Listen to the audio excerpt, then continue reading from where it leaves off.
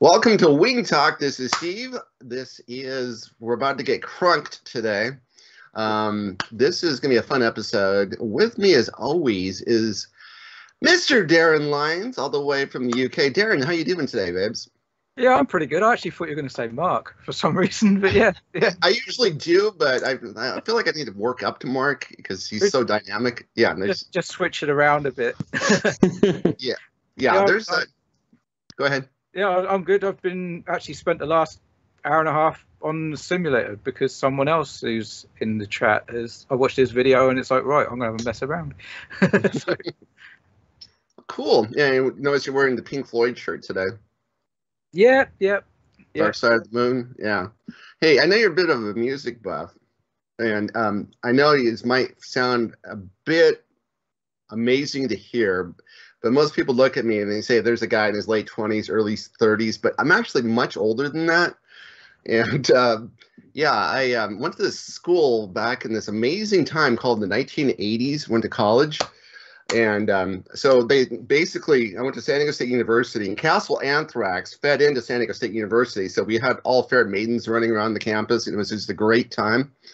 But for a time, I had a little DJ business, and so I played kind of the top 40 music of the day, and one of those songs was "Never Gonna Give You Up, Never Gonna Let You Down, Never Gonna Run Around and Desert You." So it's Rick Astley from the 1980s, and it was a guy who looked like Howdy Doody. He was wearing blue jeans, Wayfarer sunglasses, and a white T-shirt, and kind of trying to pretend to dance. And then sometimes you dance in a trench coat. Anyways, that song kind of came and went in the 1980s. Then about 2010, what I would do is I'd say to someone like Darren, you wouldn't believe it. My Bixler 2, I got video of it crashing into the swimming pool at the YMCA. You got to check this out. And Darren would click on the link, and then he would open it up, and there's Rick Astley singing, "Never going to give you up, never going to let you down." And so that was called Rick Rolling. And so he's kind of been the butt of a joke for the last decade or so. But so the reason I bring this up is another band out of the UK was the Smiths from the 1980s, and they were kind of big like Oasis, not quite Oasis status, but they're pretty big for the time. They're out of Manchester, and I guess the lead singer Morrissey had some issues, and he's been kind of canceled. So there was a tribute band going around doing Smith songs, and one night Rick Astley was actually out at a pub, and he gets up on stage and starts singing Smith songs with this band. And so now it's all the rage, this cover band with Rick Astley are doing Smith tunes, and they're supposedly this is the Smiths that we deserve, and this is the Morrissey we deserve. And have you heard anything about this in the UK? Not heard a thing about it, to be honest. After all that story, no, not heard a thing about it. Well, it's okay, cool. So we're having the UK day today. So I'm going to turn it over now to our partner in crime. As somebody who doesn't speak British today, with the nice British accent, I speak with the lovely American accent. And so I need someone else to kind of balance me out. So I have someone with a slight German accent, and that is Mr. Marc Hoffman, all the way from Halle, UK, actually Germany. Halle, Germany. Marc, how you doing? Hi, Steve. Yeah, and I'm doing well. I just went back from the flying field, did some test flights, some fun with a few friends. I was a little bit late, so a little bit rushy. Just in case something is wrong with the sound or whatever, just type it in the chat. I hope everything is well now, because I had no time for testing this time. And then supposedly today is the day you were going to test out the autopilot on. It was a dual blue. You built the clouds, and we're going to be talking all about that, right? Unfortunately not, because we had two problems. First of all, when we went to the flying field, we were already late. And then when we came back, some other things took too long. So it was too late then to main the clouds with autopilots. So I decided not to rush it, because if you rush something, we know what happens. You loiter at 30 centimeters. We've been talking about 30 centimeters for a while. We will talk about that later, yeah. No clouds flight, but some nice flights with the Alpha Strike. And finally, proper testing. heard you had a guest show up from all the way from the UK once again, right? This is a repeat visitor. Yes, and we actually asked him to come on to talk all about it. Glenn, welcome back. How are you doing today? I'm well, thank you. Yeah, I'm really well, thank you. Thank you very much. Thanks for asking me to come back. Okay, cool. Yeah, we're looking forward to hearing all about your trip and the time with Marc. And you always make like the best videos. So Glenn has these amazing videos.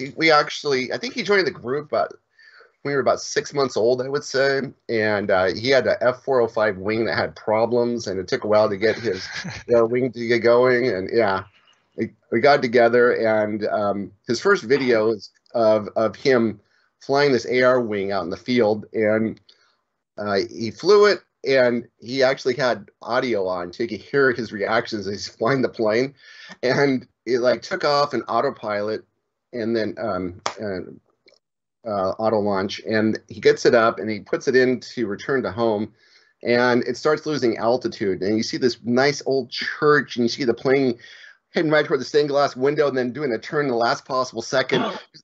And, you know, all sorts of 4-letter words. And since then, you know, he found Marc and has been like, has like the best planes, and he has the best experiences. And going to Marc is kind of like, I guess, like a summer camp for him. So it's going to be really awesome. So we're looking forward to hearing about your trip, your return trip with Marc. But now we have the man of the hour, and that is the way we pick people for doing guests is actually if you're actually in the group and you're actually active and talking it up and whatever else, and available when we need you in about, I don't know, 24 hours or so, because we're not going to have a guest. No, we're just going to talk today. And then all of a sudden, last minute, we need a guest. And then, so thank you for stepping in today. It is none other than CrunkleFloop. I don't know if we call him Crunk. Can we call you just Crunk or Mr. Floop? What is it? I've been called many things. And this is a guy with an even better British accent. This is a little bit thicker, but I just understand you don't live too far away from Darren. No, literally 20 miles, isn't it? Or less as the crow flies. Okay, cool. And so can you tell us? Yeah, I may or may not have flown past. Tell us about your experience with RC, how you got started in this. Yeah, so I actually grew up in New Zealand, and when I was out there, there was a model shop, and I was into cars predominantly, and I was in the model shop, and they had this Park Zone Spitfire. I thought, I can't not buy that, so I bought it and flew it until I crashed it, and it was a million pieces. And not long after that, I came back to live in the UK. I didn't fly for years. I mean, say this Park Zone Spitfire I flew in must have been 2003. Mr. Floop. Yep. It seems like your microphone's cutting off a bit. Did you guys hear that? Darren, Can you hear me all right? Yeah, it's a little bit choppy sometimes. Yeah, it's choppy. But it's understandable. So if you can't switch, it's fine. I'll try switching. Yeah, okay. Let's try switching. Maybe it's better. Is that any better? Oh yeah, much better. Much better. Okay, excellent. There we are. Glad I spent the money on those. So yeah, I hadn't flown for years and years, and I bought myself a Volantix Ranger in 2018. I flew at line of sight, and I thought this would be great with a camera on it. So I just literally stuck one of those keychain cameras on. I thought this would be great if I could see what was happening. And I hadn't got online or anything, so I had no idea about FPV. And this is 2018, so I was pretty late to the party. And then I literally went on Banggood. I'm not allowed to mention them or not, but bought myself some really basic FPV kit, and the rest is history, really. I just fell in love with it, and it gave me a huge leap into flying. I used to fly light aircraft back in New Zealand as well, which is something I missed. So it kind of gave me that element back. And then in you mind if you rewind a little bit? So the question I have is, you said you flew, like you had this model from the model shop, but this was a long time ago. It's like 20 years ago or something? Yep. Okay, and then you didn't fly any. You crashed it. Did you fly anything after that? No, literally. Well, I bought the Ranger in 2018. Right. So there's nothing in between then, right? There's nothing in between, and then 2000. Well, basically, this became my lockdown hobby, and everything I've learned in the last year and a half. I've thrown myself into it. So you flew light aircraft. Does that mean like Cessnas, an actual like GA rated pilot? Cessna, yeah, I was flying towards PPL, so Cessna, Piper, and all that. I can't afford it now, so this is a very good substitute. In fact, it's better really because you can just fly from anywhere. Wow, yeah. So this is interesting. Did you get your pilot's license? Because it's a bit of work and a bit of money to get your pilot's license. It's a huge amount of money.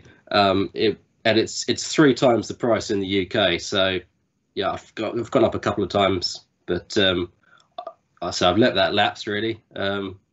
It's fun, but then you're just so restricted into where you can go, and you've got to play by the rules. No. I'm not so good at that. So this is you like this so you can do kind of your own thing. You go out in the field and kind of get left alone. Yeah. Oh, it's great, and there's nothing until you've flown FPV. It's that freedom you don't get in any other RC hobby. So this makes it really interesting because you actually you flew line of sight. Yep. And then you flew line of sight again. So obviously, the Ranger last a little longer than your Spitfire did? Yes, yeah, a little bit longer, but. And then you actually had the experience of actually being in the cockpit and flying something. Yes. And then now you have planes that are kind of, some of the planes you fly are traditional planes that have traditional tails on them. Yeah. So.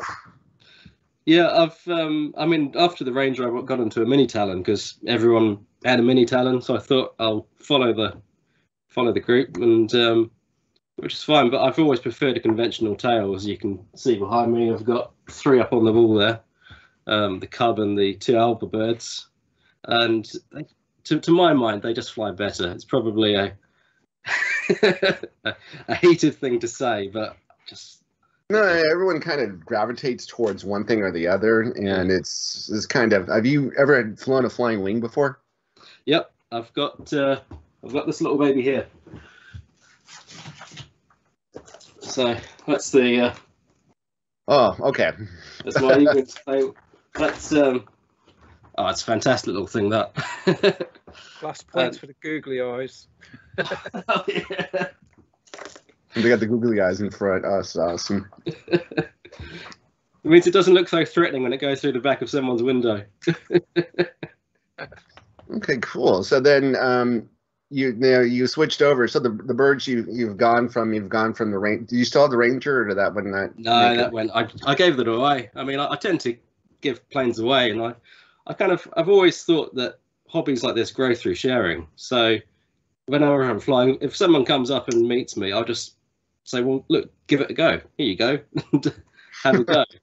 And I've got friends who have been interested in the hobby, so I've just given them a plane, and they've got into it as well. So I think, if I'm not flying the thing, I haven't flown it for, a couple of months, it's someone else's, so they may as well get use out of it. So that's why I've had so many planes over the last year. I keep giving them away. That's cool. Except the Alpha birds, those are my babies. They're staying with me. Okay, so what makes them so special? Why do you like them so much? I wouldn't say I couldn't really say they're the perfect plane, but for me especially, they just do everything I need them to do. I mean, you can load them up with 14,000 milliamp Lion and fly for days. Conversely, I've got one with DJI, which I fly on a 5200 LiPo. I can punch that up to the clouds at 399 feet. 399 feet, 22. You can fly aerobatically, and it fits in the car. I've got quite a small car, so I can fit that in the car without having to take the wings off. And I can't think of any other plane that is quite so versatile as that. And the other thing that I love about it is it's so quiet. So, I mean, a lot of the places I fly from, they're sort of, public fields and public areas. and you just don't want to draw too much attention to yourself. So a plane that you can just throw in the air, get up, and just cruise silently is fantastic. I think they're great. So that if you have the Ranger, it's a mid fuselage pusher, so that is kind of similar to a Bixler, I would say. Yes, yeah. And then also they have Finwing is working right now. They're getting rid of their larger planes, but they do have around 10 of the Sabres left. So that's like an 1800 millimeter version. It's like a Bixler 2, but about 1800 millimeters. So that's your traditional tailplane. You might want to pick one up before they go extinct here. That seems like fun. I don't know. It sounds like maybe the mid fuselage pushers aren't the thing for you. You like actually tractor fed planes? Yeah, I mean, I'm not too fussed really. I mean, the thing I'm looking at currently, funny enough, I was going through a walk today through the countryside, and I quite like going through. I mean, I'm very lucky where I live in the southeast of England. We've got fantastic countryside, and I'll go for a walk, and it's a great excuse to go out with the family and look for flying spots. But I found there's a little harbour nearby, and I found where I can go right down to the water. I thought, I've got to buy a float plane. So suggestions for float planes or seaplanes that will fit in a car and can stick FPV on, be more than welcome. You know, the Tundra, I just made in one today. It comes with floats, and so it's 1300 millimeter. It is a tractor fed plane, like the way you like them. It's a bit. I find it suggested somewhere between 1300 milliamp to 2200 milliamp battery in there, and I found it to be way too light. You need a lot more ballast in this plane in order to get it to fly. But it comes with floats, and they're about $180 for the P&P, or about $130 if you buy a kit, which I did, and then put my own motor and my own servos on. So then they also, but there's actual float planes. The problem with float planes is that you need one that has reverse on the motor. That's essential. Otherwise, you'll have to go swimming to get your plane back. That's, by the way, a topic where So, and there are there are a few. I mean, the one that looks really cool was the PBY. The Catalina, yeah. I mean, the nice thing about those, and there's the Bushmule V2, which I think you can get floats for. Obviously, both being twins, it means you don't get the props in your FPV feed, which is quite nice.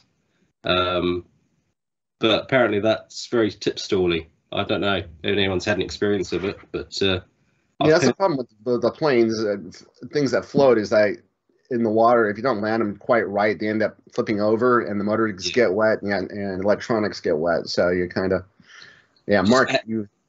Yeah, this stuff with these trainer style planes is something. Also, Glenn can say something because he just recently published his new video about his first line of sight experience, his line of sight training.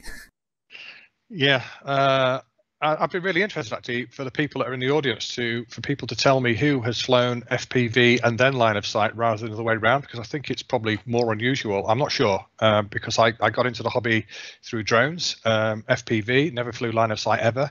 And then I decided to buy a flying wing, and of course it had to be FPV from the get-go because I couldn't fly.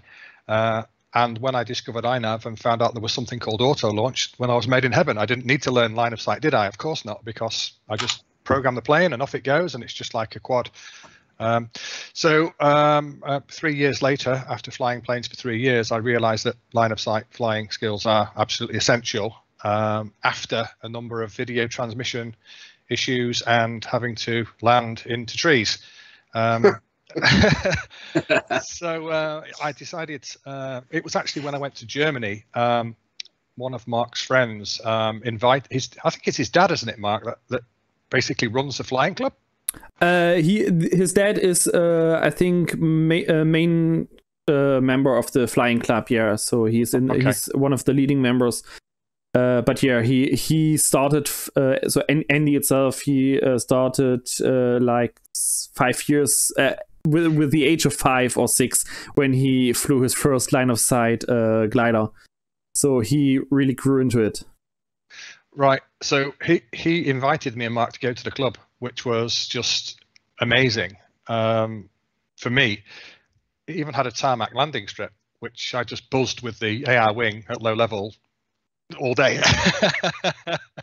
But it kind of gave me a kind of an insight into the fact that in this hobby, there is certainly two factions of people that I've never come across before. These guys were, flying planes. The idea of technology and auto launch was completely alien to them.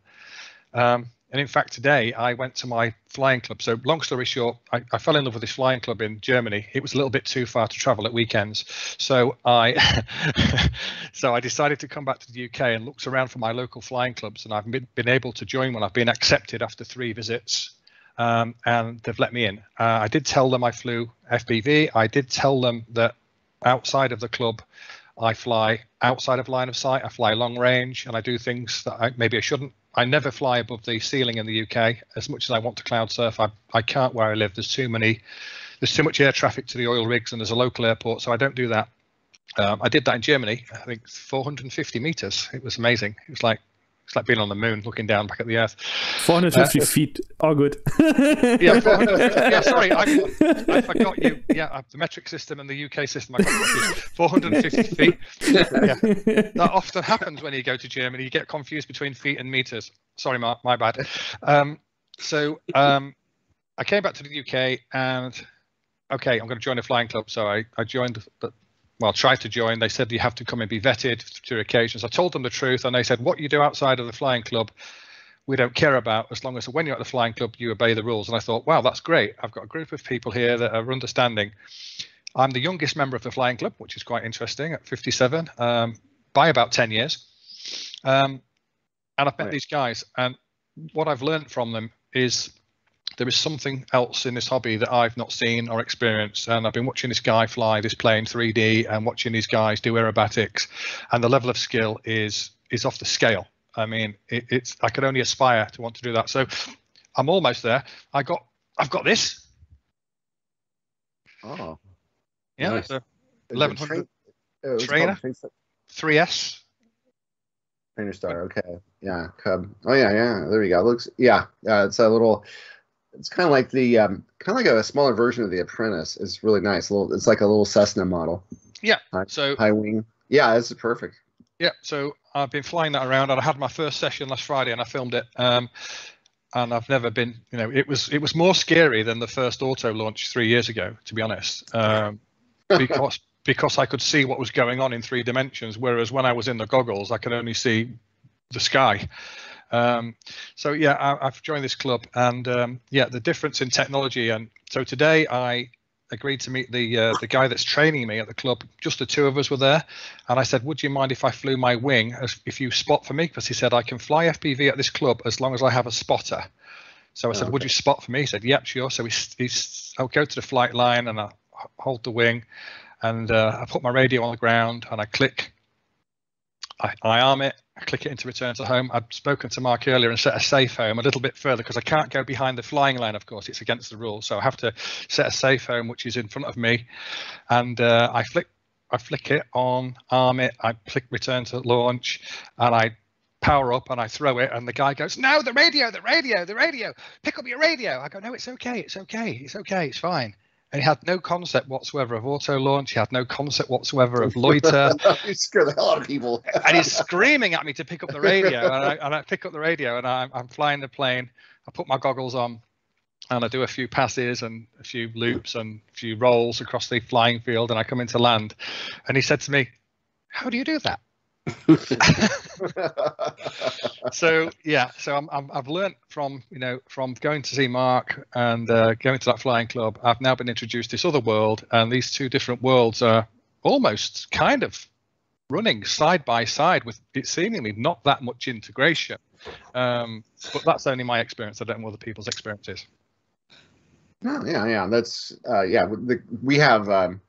I'm part of a flying club. It's mostly, which is strangely got me back to line of sight planes as well. And it's nice, actually, your plane has wheels on it. And I've never had a line of sight plane that had wheels on it before, but they actually have nice grass here and I can land on it. So I started off with a Bixler 3. Now I got this Tundra, and it's pretty much that's all I need. Realistically, maybe one other plane at some point in the future, but it's line of sight. Though you're absolutely right. I mean, I can tell you from practical experience. One time I set up my AR wing, and I didn't realize it, but I set my video transmitter for 25 milliwatts, and so as the plane took off, so Marc's gonna tell his return to home story. Where he's at 30 centimeters. I'm at some point here. By the way, Marc, somebody wrote in and we asked what level of expertise you are with INAV, and the guy wrote in and he said, well, my return to home is set for 30 meters, not 30 centimeters. So I guess that pretty much makes me an expert. Anyways, my return to home was somewhere about 1,200 feet. I mean, and it was like the clearest day I've ever seen. So the plane takes off. I put it into return to home because I couldn't see anything. And then after a while, even though it was flying above me, I couldn't see it. And I took my goggles off. I look up, and there's this little black speck in the sky, which was my AR wing. And it was about 1,200 feet up. And I had to, manually land the thing by myself, bring it back down. No help whatsoever from the VTX. And so I got it back, and I was really thankful I was able to learn how to do that. I guess if you ever get yourself in that situation, all you have to do is take your goggles off, point the plane down, and when it gets within a few hundred feet, you can put your goggles back on. And but yeah, there's so many times that, I mean, basically where I fly is I fly at public parks quite a bit, and people are really quiet. They'll come by and walk right behind you with their dogs. And, you look out and you say, you take your goggles off, you look around, there's no one there. And then you put your goggles back on, and then you come in for landing, and there's someone with their dog walking right in front of where you're going to land. So that's why I always land with a line of sight. And it's just one of those skills, definitely worthwhile. So yeah, that sounds good. There's, so Mr. Floop, so you've, I find this really interesting that, well, one of the things I was thinking of is that, I mean, realistically, there is, Glenn's kind of talking about, there's all sorts of aspects to the RC hobby, and the guys who do know how to fly line of sight really well, the 3Ds and all that other stuff, absolutely amazing. But the one thing I was looking at was pretty much was the hierarchy of where people get into aviation. So it starts off where a lot of people with a radio controlled plane, a line of sight plane.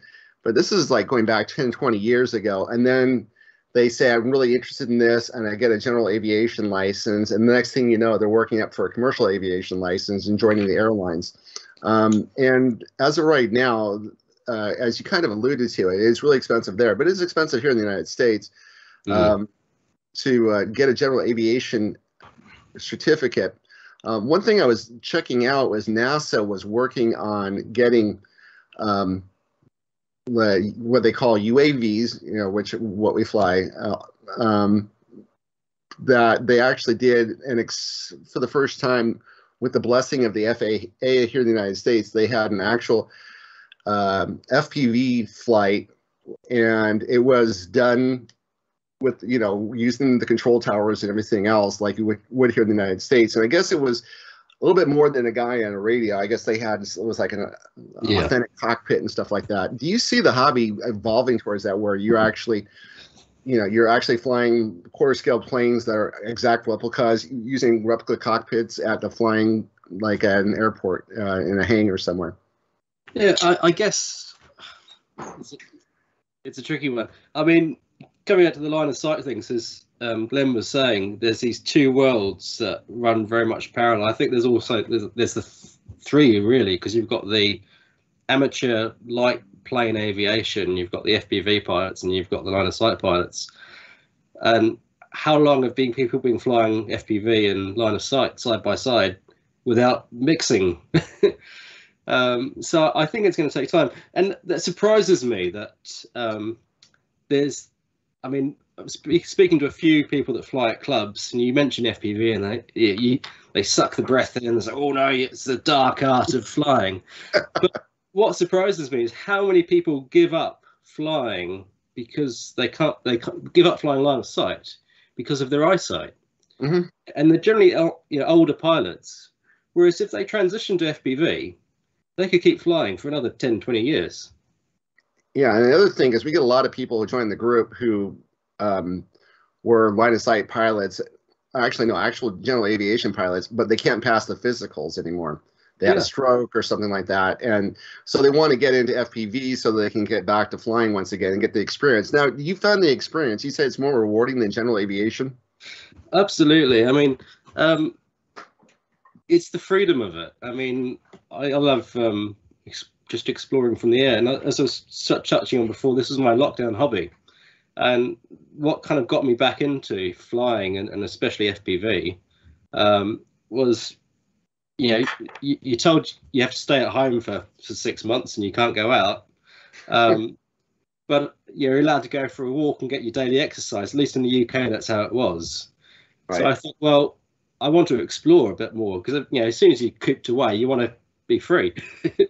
So being able to stick on some goggles, throw a plane in the air and just explore the countryside from the air was fantastic. And, the places that, I've lived here for, where I am now for nearly 10 years. And I just found so many more places that I never knew existed just by being up, 400 feet and cruising around, which you can't do if you're on a real plane. You've got to, you're either doing circuits or you're flying from one airport to another. Whereas with this hobby, there's so much more flexibility. If you want to go aerobatic, you can. If you want to set a waypoint mission and do that, you can. It's one of the things I quite like doing, on a Sunday morning, nice and early, is I'll pack up all the long range kit and I'll take myself up to the hills nearby with a deck chair and a mug of coffee, and I'll set a waypoint mission, throw the plane in the air, and of course INAV does its thing with auto launch, so I don't even have to do that. I'll flick on waypoint, I'll stick some music on the headphones and just enjoy the flight. I don't have to do anything. I can just enjoy the scenery, relax with some music in the air. There's nothing that really compares to that as a hobby, I think. So, and in the absolute perfect case, you then have a pen and tilt, so you can even look around. Maybe Darren is currently working on his own head tracking, and you look around, enjoy the scenery, make some HD footage.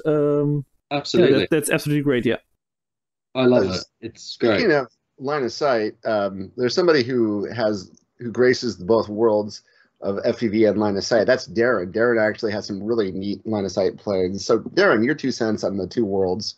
Yeah, no, I agree. I'm in a local club as well, and you do see you see people who are interested in both sides, and you see people who I know someone who flies line of sight but wants to get into FPV at some point in the future because they think it's amazing, and then you get other people who have no interest at all. Like there's a guy at my club who won't even fly electric. It all has to be either nitro or petrol or turbine. He won't touch any electrical powered stuff at all, or foam.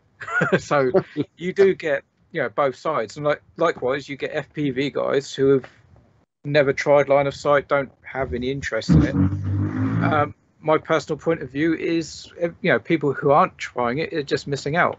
Give it a go, and you might discover something you really enjoy. Absolutely.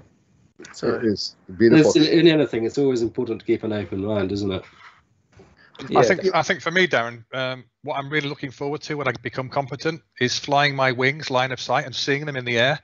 Because the only time I ever see my wing in the air is when Marc's flying it or when I'm watching Marc fly. And there is something kind of awe-inspiring about seeing an aircraft actually in the air with a complete line of sight view. And I've never seen that until recently, or flying with Marc. So that's what I'm really looking forward to. Yeah, exactly. And most of these planes behind me are line of sight. There's a couple of FPV. And all these up here are all just line of sight. The FW190 is the one that Marc or Steve was talking about earlier, where I've put the pan, tilt and lean into it. And I'm just finishing that off. So hopefully next weekend I'll be able to try that, which I think I'm gonna have to sit down for that one. It's I'm gonna be really disorienting. There's It's got the lean out as well, so yeah, it'd be interesting. there's just Always land line of sight. There's just a comment in the chat from Embedded Fabrication. Forget about line of sight with those rings. It's not fun. I have to disagree here. I mean, of course, if you keep the rings with their black foam, it's very, very hard or near to impossible to fly them line of sight if you don't have the complete muscle memory already. But just give them some very very bright colors, like I did with my Speed AR ring. One ring is green, the other one is red. On the top side, I have two big stripes, and on the bottom side, I don't have them. So I always know where the right side, where the left side is, where up is, where down is. It's absolutely no problem. And if you get used to the specific plane and you know how the rates are, how long it takes for a full roll, you get a feeling on how far you actually bank in one direction, and you just build up muscle memory. So you can basically close your eyes and fly a full circle, open them, and the plane is exactly where you expect it. It's just pure building. It's completely just building skills. And at the end, I mean, there are people flying mini quads, even 3-inch mini quads, line of sight, and rip around like crazy. It's pure muscle memory. They exactly know if you move the stick in that direction for that long, the quad or the plane or whatever will have exactly that position. And that's what you really have to learn. And speaking of quads, by the way, we have another side of the FPV hobby, or in general of the RC hobby, quad pilots. And it's really interesting. When I started with the hobby, like Glenn, I directly switched into FPV. I never flew line of sight before. I tried 1 or 2 times with the 3D printed Spitfire, but had not much luck until some guy on a flying field showed me how to fly line of sight, or at least do some circles and maybe a looping, and that's it. And but I started with rings. I started with airplanes. So every time I fly an RC plane, line of sight, I fly 1 or 2 mistakes high. I have really big problems to fly low. But just today, I had the honor to see how a quad guy who never ever flew a fixed wing before flies his first fixed wing flight. So I brought my ZOHD Drift with me because it's the easiest flying plane I have. I just said, okay, pitch, roll, throttle as on your quad. You don't have yaw. Just throttle up if the nose points up, throttle down if the nose points down, and then do some circuits. I even programmed this noob mode in INAV, and that worked really well, by the way. So it was impossible to go down. It just pulled up, and then the pilot was given back control. That was working really well. So yeah, he said it was really hard at the beginning for him. Even the landing was a little bit tricky, but it worked. So he was flying successfully. And then the second flight, I said, yeah, let's just take the turn off the noob mode and fly around and fly a little bit lower. And yeah, this little bit lower was basically like 30 centimeters. I was already scared by it. He really was flying the drift like, okay, realistically, it was maybe 50 centimeters above the ground and completely gliding like you would fly a quad. Yeah. He was exactly flying it like a quad. Very low, tight turns, all that stuff. He was not as fast as before, but he has just in his head this proximity flying. I don't have that because I barely fly quads at all, and if I fly quads, then usually to chase other planes high up. And it's completely different how people approach that depending where they come from. Did you say 30 centimeters, Mark? That's was he not in return to home by any chance?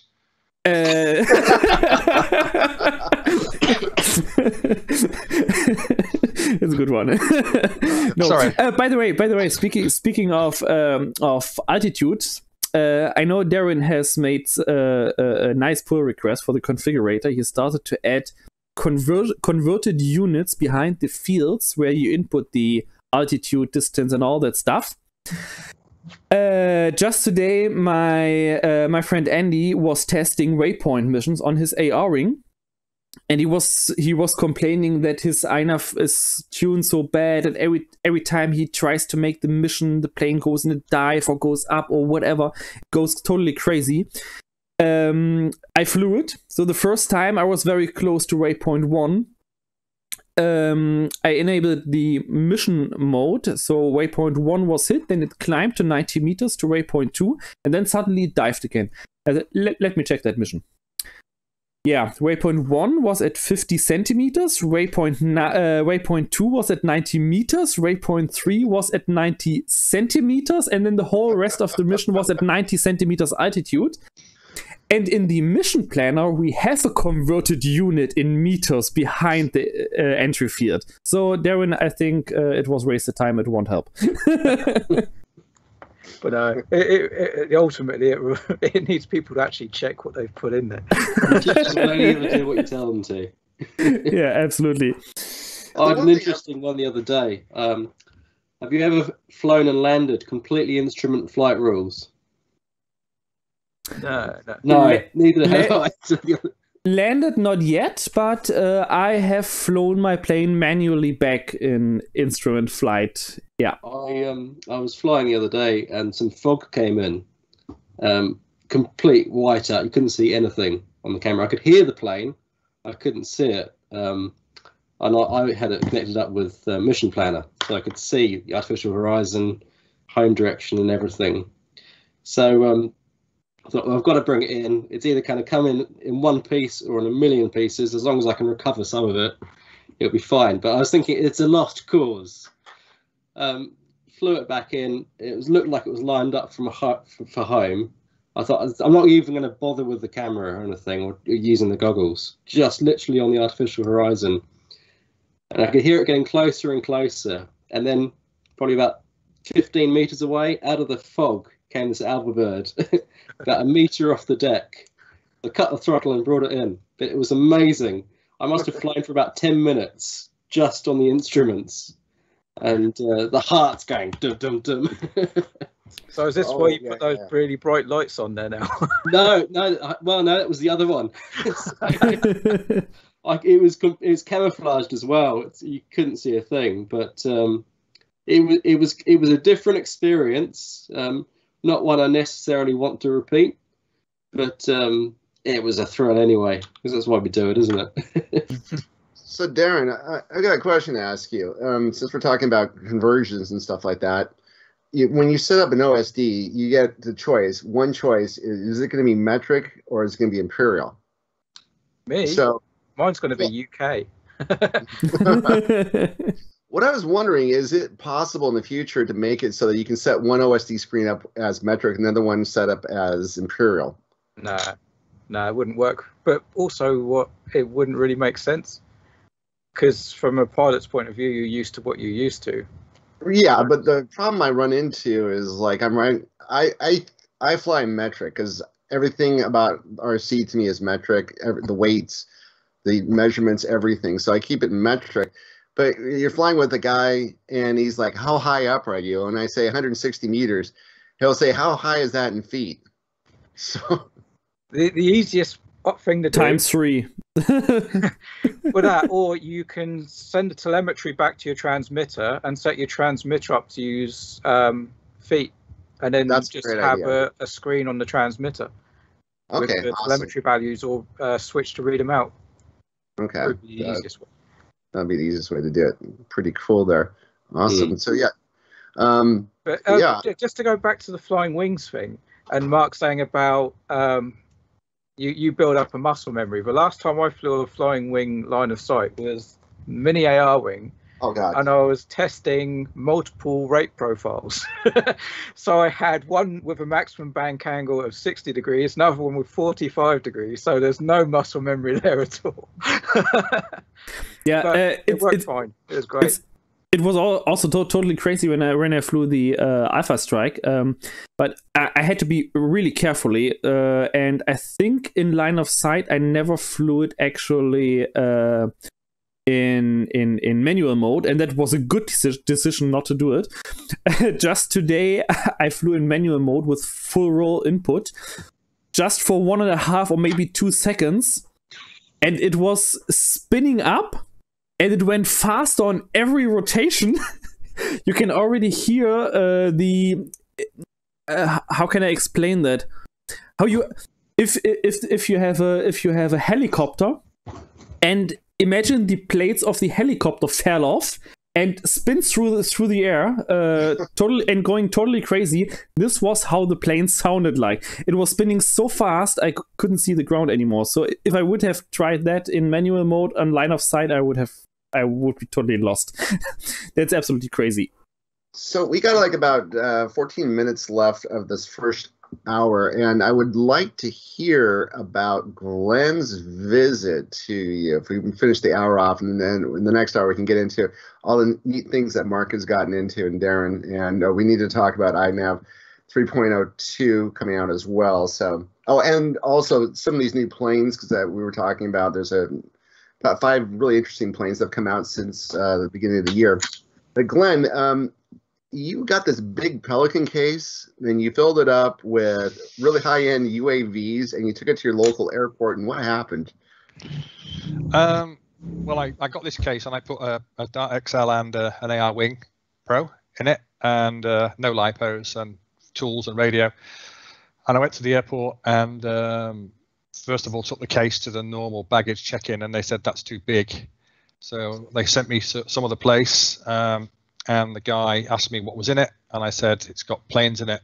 And he said, yeah, you're joking, we're at an airport. I said, no, it's got planes in it. So he said, okay, fine, no problem, and it was checked in. So there was no real problems checking it in at all at the UK airport. The only problem was that I missed my flight because I was delayed going through security, and I missed my flight by 6 minutes. So I had to go and get it back from baggage reclaim, and it was at that point when they asked me what was in it, and I said, well, it doesn't matter now, does it? 'Cause it's not on the plane. And they made me open it at that point to let me take it home, which was quite strange. They allowed it on the plane, but anyway, I showed the guy there was nothing in it. I think he was concerned that there was lipos in it. I don't think they're like you put in lipos in the hold of an aircraft under any circumstances. So I had to drive to another airport and catch another flight at 6 o'clock, which meant I should have been at Berlin for, I don't know what time, Mark, about 10 o'clock in the morning. I didn't get there till 11 o'clock in the evening. So, yeah, I think it was around short before 11 p.m. when I finally picked you up at the airport. Yeah. Yeah, so I had to buy another flight, pay another £100 for another week's car parking at another airport, and drive. I don't know, another 100 miles to the other airport. But of course, I had a return ticket to the first airport, so when I came back, I had to fly to the original airport, then get a train to the other airport to get my car, which was a bit of a bummer. So the travelling was a bit of a nightmare. But yeah, when I got to Germany, there was no problems at all, and we just got threw it in the back of Marc's Golf and went back to Marc's apartment, and it worked out really well. So first you had to push me because my battery was dead. Yeah. So when I got to Berlin Airport, yeah, that was the funny thing. We got to Berlin Airport. It'd been quite a stressful day, obviously, and jumped in Marc's car, and he turned the ignition key, and it just went blur. So I had to push him through Berlin Airport to get it going. But it was good fun, and yeah. So what kind of that? I mean, the whole reason why I flew was because the Netherlands, where I can get a ferry from the UK and drive through the Netherlands to Germany, was closed completely to UK residents. So it was either drive through France and drive all the way down the south of France and then cross the German border, which from where I live in the north of England, that's quite a drive. It was about 1,000 miles. So I didn't want to drive 1,000 miles, so I flew. But it really inspired me, because now I realize I can throw this thing on a plane. I can go anywhere. So I'm going to be badgering you guys for a visit. Can I please come there? Can I please come there? Can I please come there? Because I just want to travel around the world now COVID's over and just meet people and fly planes. So hopefully America might be my next port of call. Yay. So I want to fly a desert. I've seen all these guys on the Right Wing Nation flying, mini dracs across the desert. I want to do that. So that's one of my on my bucket list. So I want to do that. So. And I think it has a good side effect because in this case, because you only have that one box to put your stuff in, you can really finally decide what are your best and most important planes to bring with you. You have to be picky. This is true. Well, I just thought we're going to do long range missions, so I need the DirectXL, and we're going to be doing some like proximity stuff. And I think the AR Pro is probably my favorite proximity plane right now for flying low level and just doing fun stuff with. So we did a bit of everything really. In Marc's videos and my videos, people can see. The only one I haven't put up yet is the Flying Club one, which I'm going to put up because that was really, really good fun. The Flying Club. Yeah, it was a great week. I think the only time it was uncomfortable flying was when we flew the lake and got attacked by 1 million mosquitoes, and that was, I don't know about you guys, but when you're flying FPV and there's mosquitoes all over your hands and all over your face, I mean, that has got to be the worst part of FPV. You're just getting eaten to death, and that was pretty uncomfortable. But the whole trip was amazing, and Marc learned so much during that week, didn't you, Marc? Absolutely, yeah, absolutely, and I learned that my mosquito repelling spray doesn't work as good as I hoped. If only the airstrike had come 2 weeks earlier, there wouldn't have been the crash. Yeah, because you would have controlled it. Yeah, sure. I could have checked all your INAV settings for them like I did all week, and it would have been okay. Yeah, you helped him out, make sure you guys. I really had to look after him because some of the settings on his INAV atrocious. Horrible. Yeah. After the 30 centimeters, we can believe that. Yeah. Yeah, and then we found these strange INAV board pitch alignment of 70 degrees off. That was totally crazy. Oh wait, that was not my plane. Oh yeah. I don't know how that happened. How can you've got to type that in, haven't you? I mean, I have no idea. Maybe you wanted to type 1.7 or so. I think it's something to do with INAV 3.0 before they put the 0.1 on the end. I'm sure that auto level thing put my pitch alignment out by 17 degrees. It doesn't adjust. It wasn't me. Yeah. Like my 30 centimeters. I was absolutely certain that I put in 3,000. Yeah. But yeah, flying in Germany was amazing, and I mean, I did 401 feet, which is my record. It was great. I loved every minute of it, and I'm looking forward to flying different places. Maybe next time when I go to Germany, maybe we can drive to the mountains, because where I live, I think it's probably similar to where Crunk lives. You said you had some hills, but I guess they're just hills. I want to fly mountains. I want to go to snowy peaks and dive them. That is something that Marc's done in Austria, and that is definitely something I'd love to do. You can visit Christian Moe. He lives out in Norway, and he knows mountains pretty well. I don't know how far that is from where you live, but it's a lot closer than where I live. I'll PM him. I'm sure. I think Scotland is quite nice as well. I mean, I wouldn't mind flying around there. Yeah, I'm heading up to Scotland, actually. I was hoping to do it this year, but it's going to be in the spring now. So I love the west coast of Scotland, and I've spent a lot of time up there. And some of the flying spots up there, Crunk, I mean, just off the scale. Flying locks and mountains, and oh man. Yeah, so next year it'll be a bit further afield. Marc? Yeah, just a quick question in the chat from Caroline Tyler RC. Does the auto level modify the board pitch?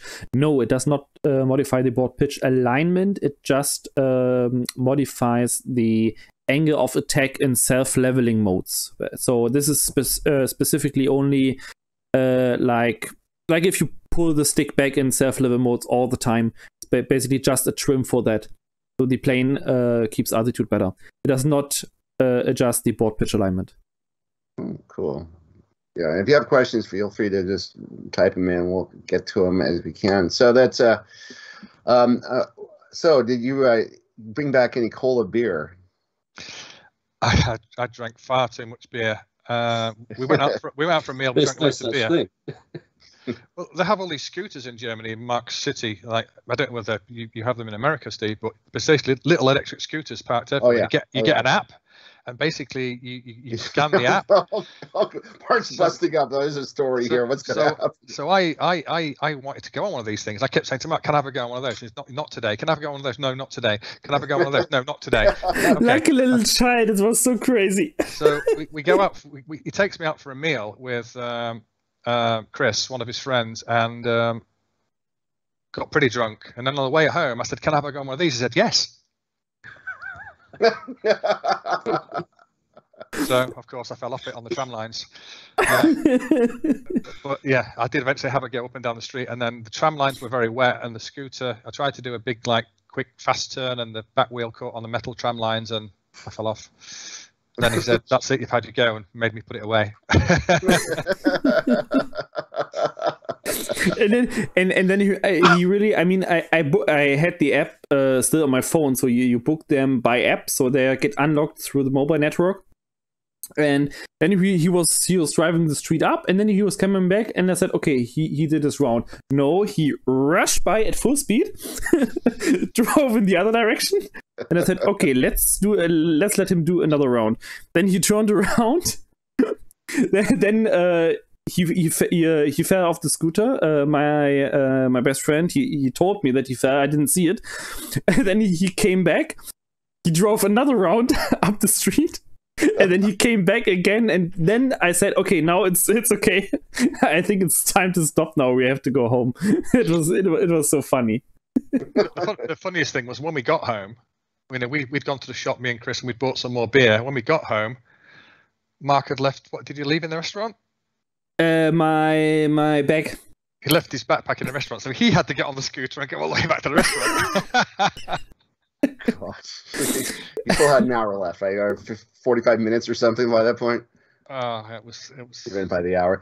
Hey, yeah. Mark, you know that they're not really expensive. You get these jumper cables that hook up, especially to an XT90 connector. I find them on eBay for like $8 or $10, and you can always keep them in the car with you. And then if you ever have a dead battery, a problem with the battery is dying, you just take one of your 4S batteries, especially if you have one with an XT90 connector on it, and it fires that car right up.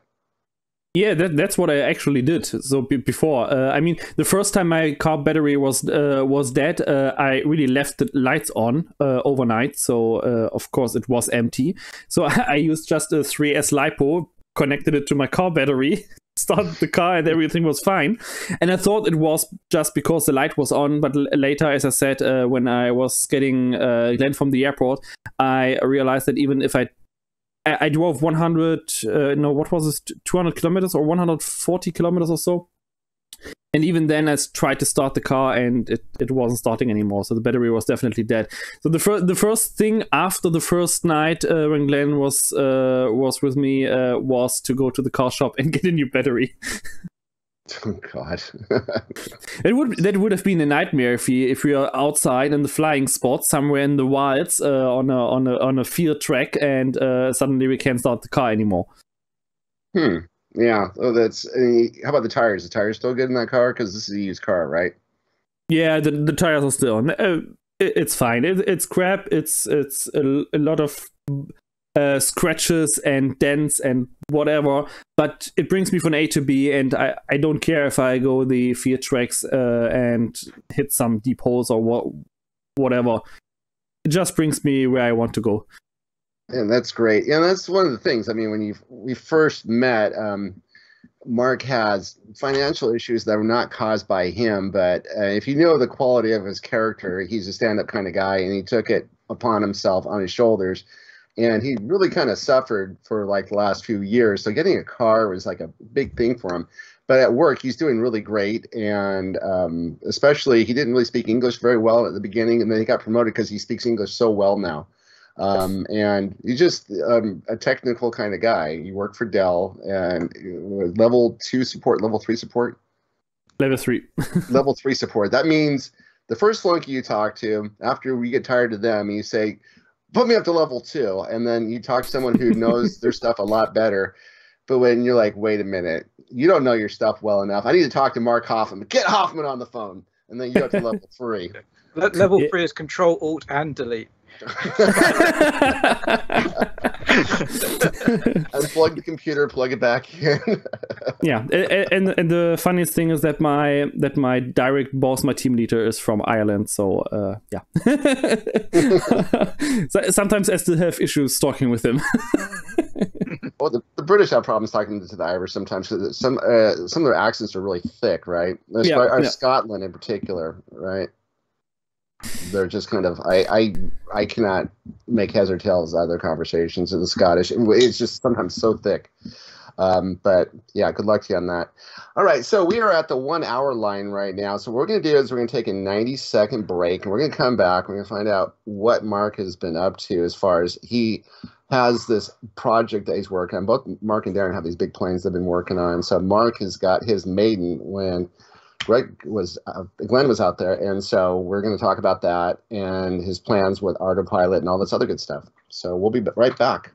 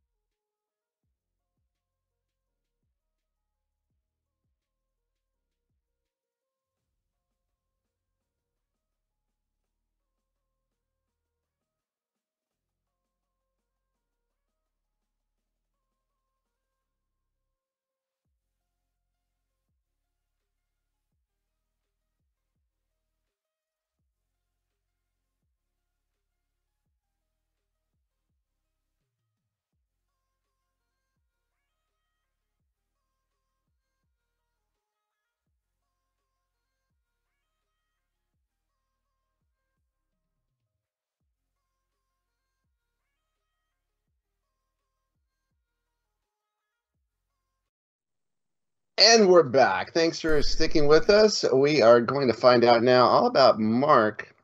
Marc, you have a new toy you'd like to share with us? Yes. Depends on what toy you mean from the many ones I have now. But well, I think I know what the exotic website. Say again, please. Not the one from the exotic website. The exotic? No. I think I know which one you mean right now. So let me switch camera.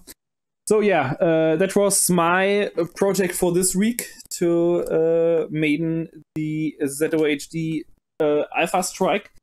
A lot of discussions with Henrik about it. especially in the INAV fixed wing groups because of the Vt Servos and aerodynamic issues he saw and all that stuff. But yeah, finally today I was able to make a successful flight and successful landings. I throw 3 batteries through it, and it was a lot of fun. Really a lot of fun. It's not as agile to make tight turns like other planes, like the AR wing or the Dart 250 or whatever. But for the power setup it is really, really fast. And the best thing is, because it's so stable, especially on the pitch axis. I mean, everyone knows that delta wings especially tend to wobble on the pitch axis all the time. And this one is really like an arrow. It's completely like on rails. You see something tiny roll movements due to some wind turbulence, but that's it. I think that was the first time that I was flying below view line, close to the ground. So I was basically skimming the ground at 1 meter altitude and 160 kilometers per hour directly over the grass and over the landing strip.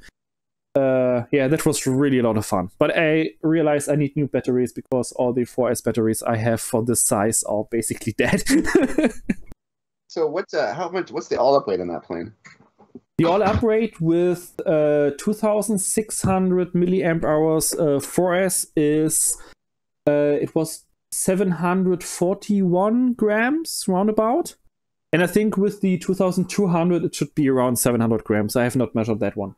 So it's like an AR wing, about the weight of an AR wing.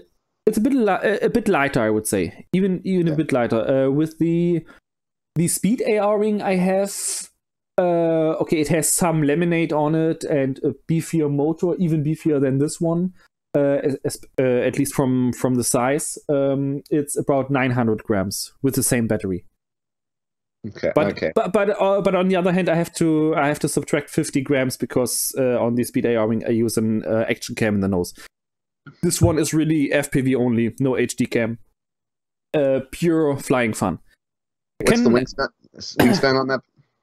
Oh, that's a good question. Now you got me. I have no idea. I think it's 680 or 900.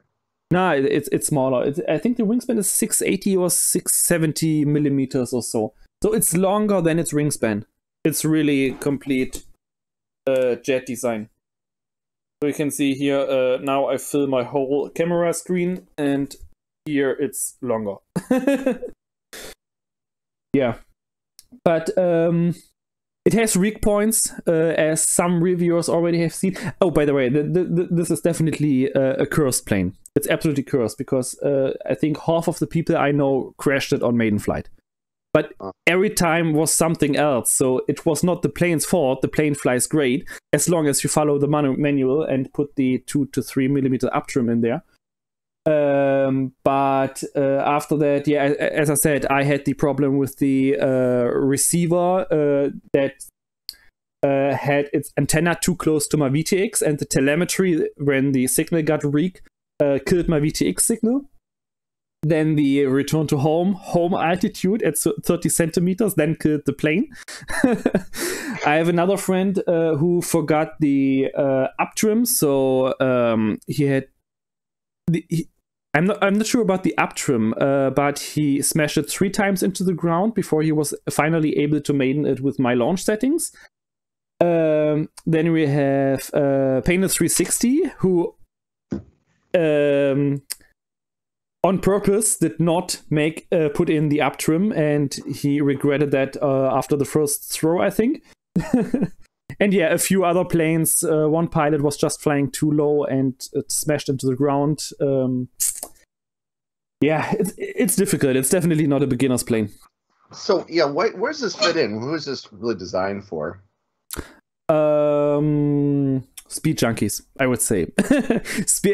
People who really like to fly fast, but not excessive, like 300 kilometers per hour, high speed, 15 kV, 15 kilowatts, big drags. How fast did you get out of it, Marc? Unfortunately, I cannot tell, or I cannot say specifically for the stock setup, because I broke the prop on the crash landing. And today I tried a 5.5 by 4.5 prop, so a little bit smaller, but the same pitch. And I reached around 160, 165 kilometers per hour. But interestingly, then I put on a Gemfan, Gemfan something flow, whatever, with 6-inch diameter and 4.2-inch pitch, and I reached the claimed 185 in level flight. But on dive, it was actually a little bit slower than with the other prop, because then the pitch was missing. On a dive, I think with the stock prop, you should reach around 220, 225 kilometers per hour. And level flight, 185 is realistic with the stock PMP prop. So this is kind of like it's the market for the fun jet. The people who want a fun jet, this is their kind of a ZOHD version of it. Marc's muted. Marc, unmute yourself. Sorry. No, I wouldn't say it goes into the fun jet area. I think that's a different type of flying. The fun jet is made for acrobatic ripping around, especially with the vector control, like Henrik wants to buy one. So it's really a line of sight optimized plane, the fun jet, really to do acrobatics and all that stuff. Of course, there are people making really high-speed killer setups with some slight modifications. But this, I would say, is somewhere in between. It's just for flying fast on a straight line. Because on pitch, it is really slow. It's really slow on pitch. On full throttle, I think it needs 100 to 150 meter just to make 180-degree turn. On full pitch input. It rolls like crazy, but it's nothing to do any kind of acrobatic. But if you like to fly really low, really fast, you can put an HD camera in here, like a split cam or one cam hybrid. And you want to have a stable plane, even in some wind, I think then this is really perfect. It's somewhere in a niche corner, I would say. Okay, interesting. So this isn't for everybody, but this is a plane. If this appeals to you, if this lights you up, maybe like the race quad pilots, the guys who, like Glenn, who've come to us from race quads, who want something that's low to the ground and fast. This is a good plane. Yeah, so for proximity flying, it's actually really nice, as long as you have relatively straight paths, of course. Right. It's not like flying slalom between trees. Okay, yeah. It's not for shooting the gaps then. Yeah. So this is a plane that came out. This just came out, I'd say, in the last month or so. This month, actually. I think the first units were shipped last week. So they basically, when I got my review sample, I think 1 or 2 days later, the first orders from Banggood arrived, the buyers. So yeah, that kind of reminds me. So this long nose plane, it kind of reminds me a bit of the Dolphin, which also I believe came out this year or maybe late last year.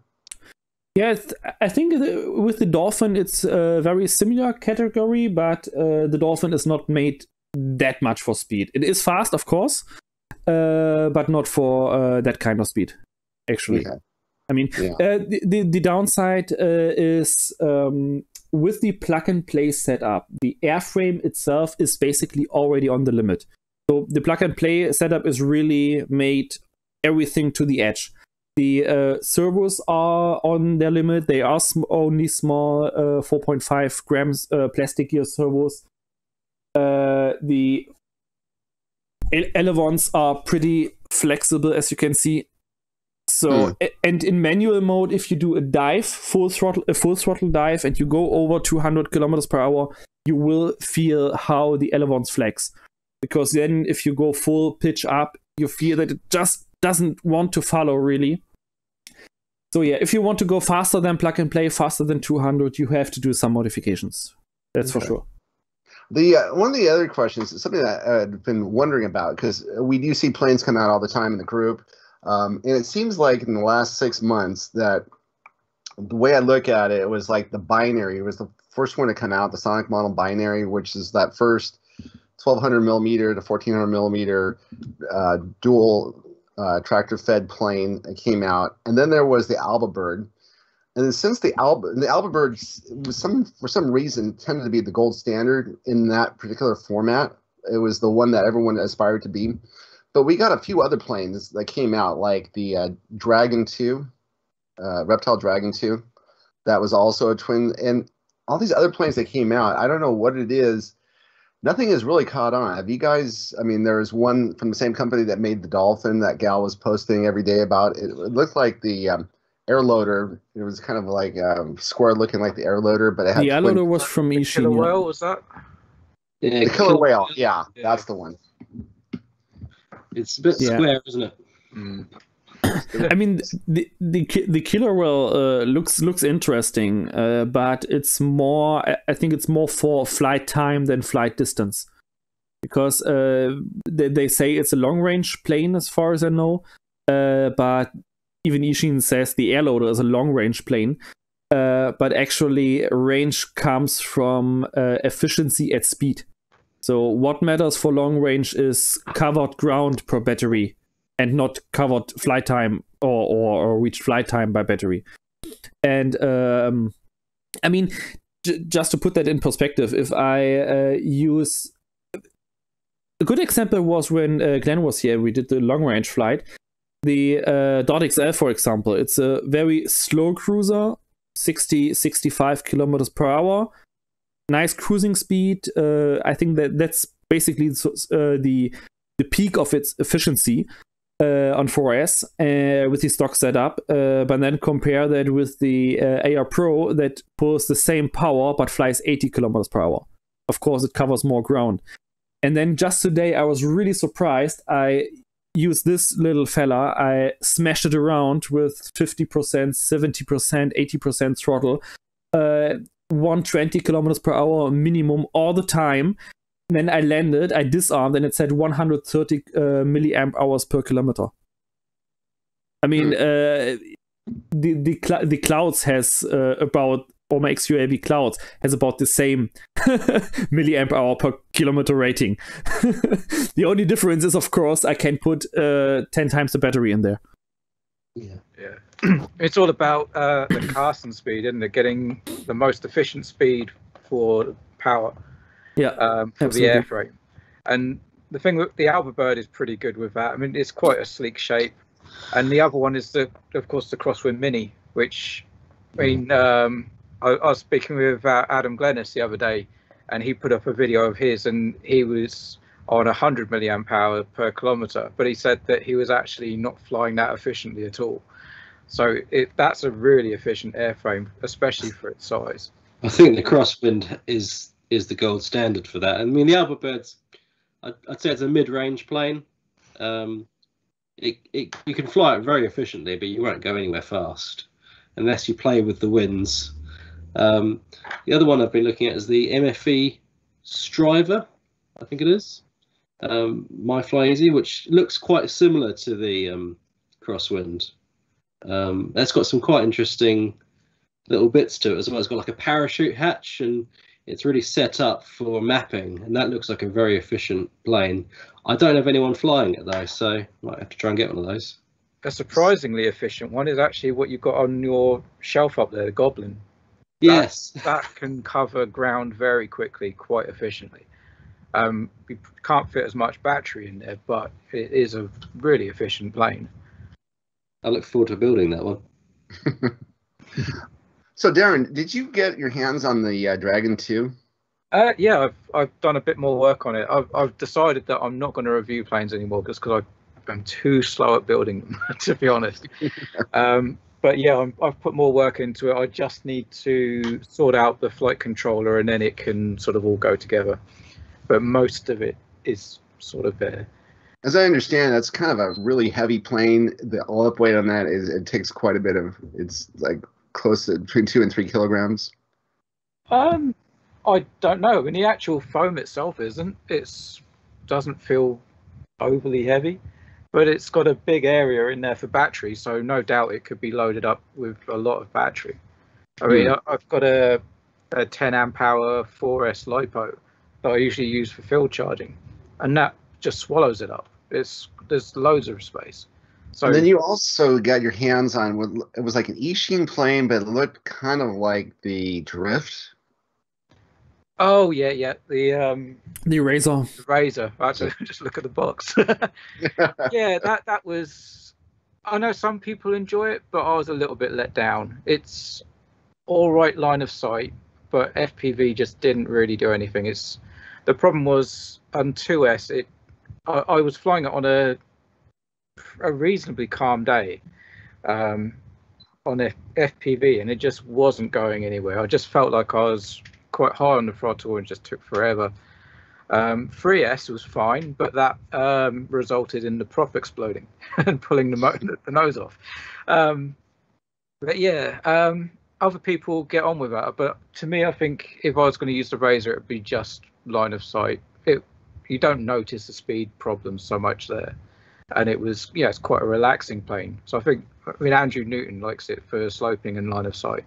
And for that, it's pretty decent. But if you FPV, different prop, because that prop is crap, and 3S, which has a problem with space. I was going to say something, and this will make Henrik really happy.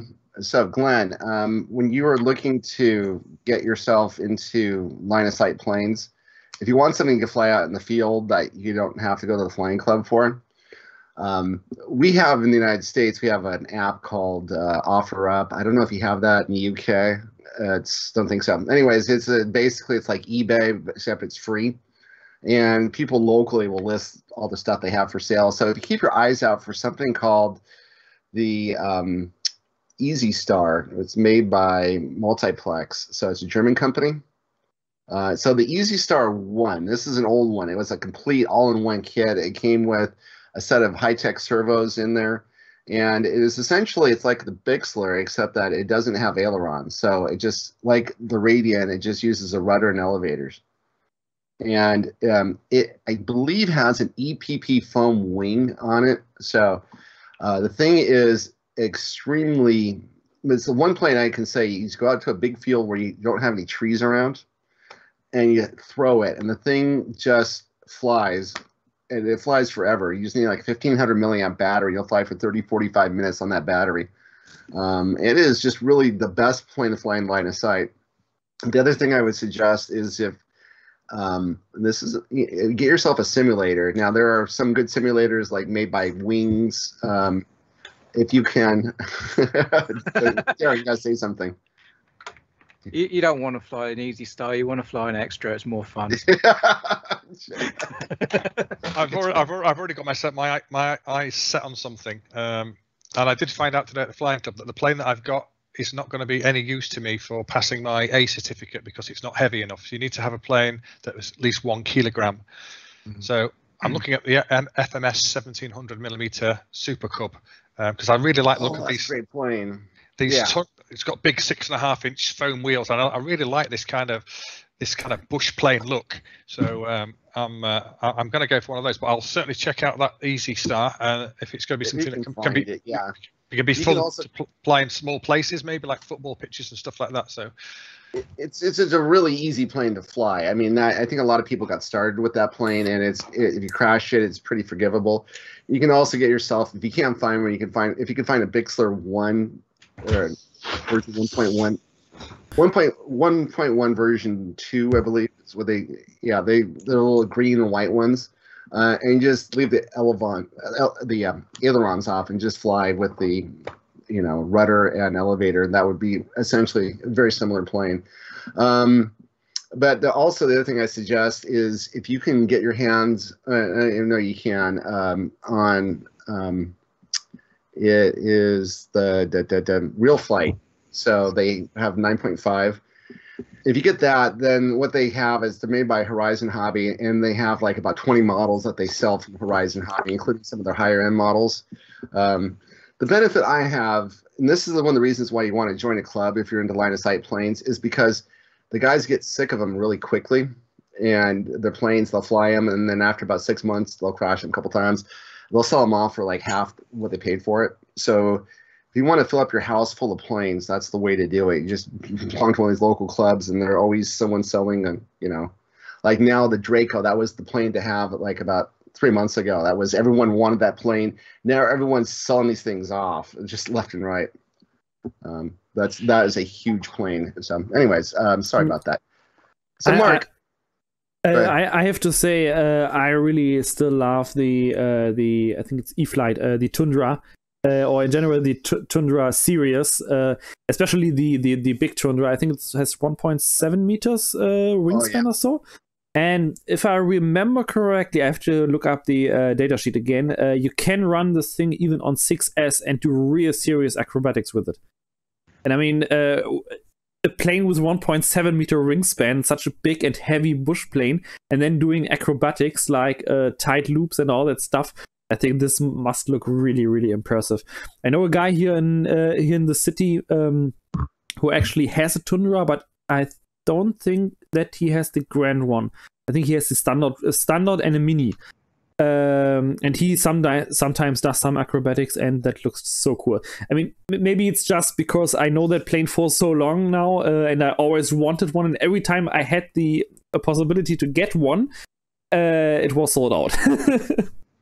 I gotta tell you my Tundra story. I originally bought the Tundra 2 years ago. It was version 1, and I bought it, and I was like, okay, I'm just gonna show up, and I'm getting this messages like it's showing up tomorrow. So it shows up on a Saturday, and the box it comes in is probably about 4 feet tall, 3.5, 4 feet tall. So it's a pretty big box. But Hobby King ships it in a 6-foot box, so it's about, you know, as tall as I am. And the thing shows up at my front door on a Saturday, and I'm like, oh my God, my wife is going to see this and freak out. So I picked this box up, and I walk around to the side of the house and went through the garage. And as soon as I opened the door of the garage to like sneak it into the garage, I feel the door opening from outside my hand. It was like, oh, I had to let go. And there she was, and she sees this huge box. She's like, what the hell is that? You have too many planes. So I had to sell it off. And this time I actually had to have someone in my flying club. I sent it to his house and had him build it. And then I brought it home. So this time the box isn't so big and everything else like that. But yeah, the Tundra is it is a really good plane. It does fly on 3S 2200, but I found that to be it needs a lot more ballast. It just felt like it was, when it was in the sky, it was just kept gaining altitude. The other thing about the Tundra is that the foam wheels on there they're okay, but if you're really serious about it, then you have to spend like $30 a wheel and get the really nice ones. But that will change the weight of the plane itself and the undercarriage and stuff like that. So people who get into that plane tend to really get into it. And I don't know. But you said the Cub, the FMS Cub, or was the one that you were talking about? Yeah, the FMS 1700 millimeter Piper PA Super Cub. Super Cub, yes. Yeah, they show up at the flying field. That thing is amazing. So. It's about what, $400 for that? $299 in the UK. It's about £240, £242. That's worth every penny. It's just really, I mean, if you're into that kind of thing, you're going to really enjoy it. I've seen the guys fly that thing, and it's just a great plane. So anyway, Mark, you have a plane that I really wanted to talk about, which is the Clouds. Oh yeah, my big beast. And by the way, I already found a name for it. It will be called Dottie. The reason for this, Dottie will be the name for the Clouds. The reason for that is, have you seen the movie Armageddon? Yes. With the asteroid, and that old guy who found it first, and he said, I wanna name it after my wife Dottie. I don't know what he says in English, but in German he says, sie ist eine hinterhältige Giftschlange, die einem das Mark aus dem Rücken saugt. So basically, she's a nasty snake or poisoning snake who sucks the sucks out your bones or whatever. That's when it happens. So yeah, that's why I call it Dotty. And yeah, I mean, a lot of people watching the stream right now might have already watched my maiden video. It was in German and English. Yeah, by accident, this plane is an absolute power beast. So it's completely overpowered. More than 5 kilograms of thrust. I really have to measure it actually, but it should be, because it's just climbing vertically at more than 20 meters per second, vertical. So I make one throttle punch, let it run for a minute or so, and then I'm in the clouds already. My current project is to try to run it on autopilot. The main reason for that is just to have INAV and autopilot both set up and save the configuration, so I can switch forth and back as I want. Just flash the other one and load back the config to compare both.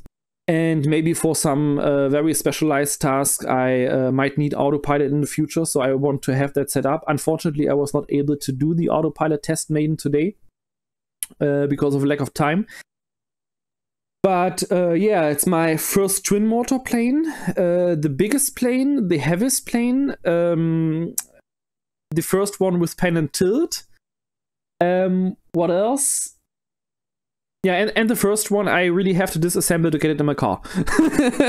So why did you want to get this in the first place? I mean, you're into like a lot of the small planes. I haven't seen you really fly anything over a meter in the past. Yeah, in the past the reason was that I had to carry my planes to the field, of course. Now that I have a car, I can transport it wherever I want, and I can transport bigger planes. The main reason for the clouds is, first of all, I want to have more long-range capacity. I think the planes with the biggest range I have right now are the Talon GT and the AR Wing Pro, with somewhere between 100 and 110 kilometers total battery range, and I, of course, want to upgrade that. Yeah, that was the main reason. And then I also want to look into things like area mapping, for example. So the plan for the future is to self-design some kind of dome or retractable dome camera in the bottom. The Clouds has an cutout in the bottom of in the back of the battery bay, where you just have a very thin foam wall at the bottom inside, and a ring already cut out from the inside.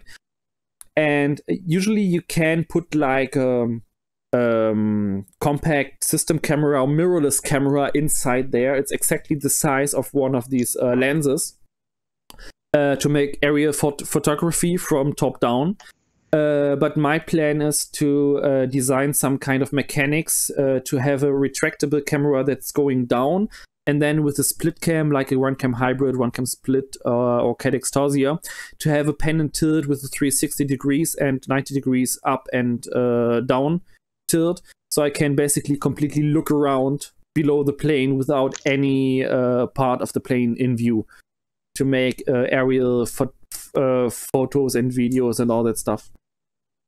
Interesting. Right, so you get 3D stitching with that, and you get a nice 3D topical map. Awesome. For example.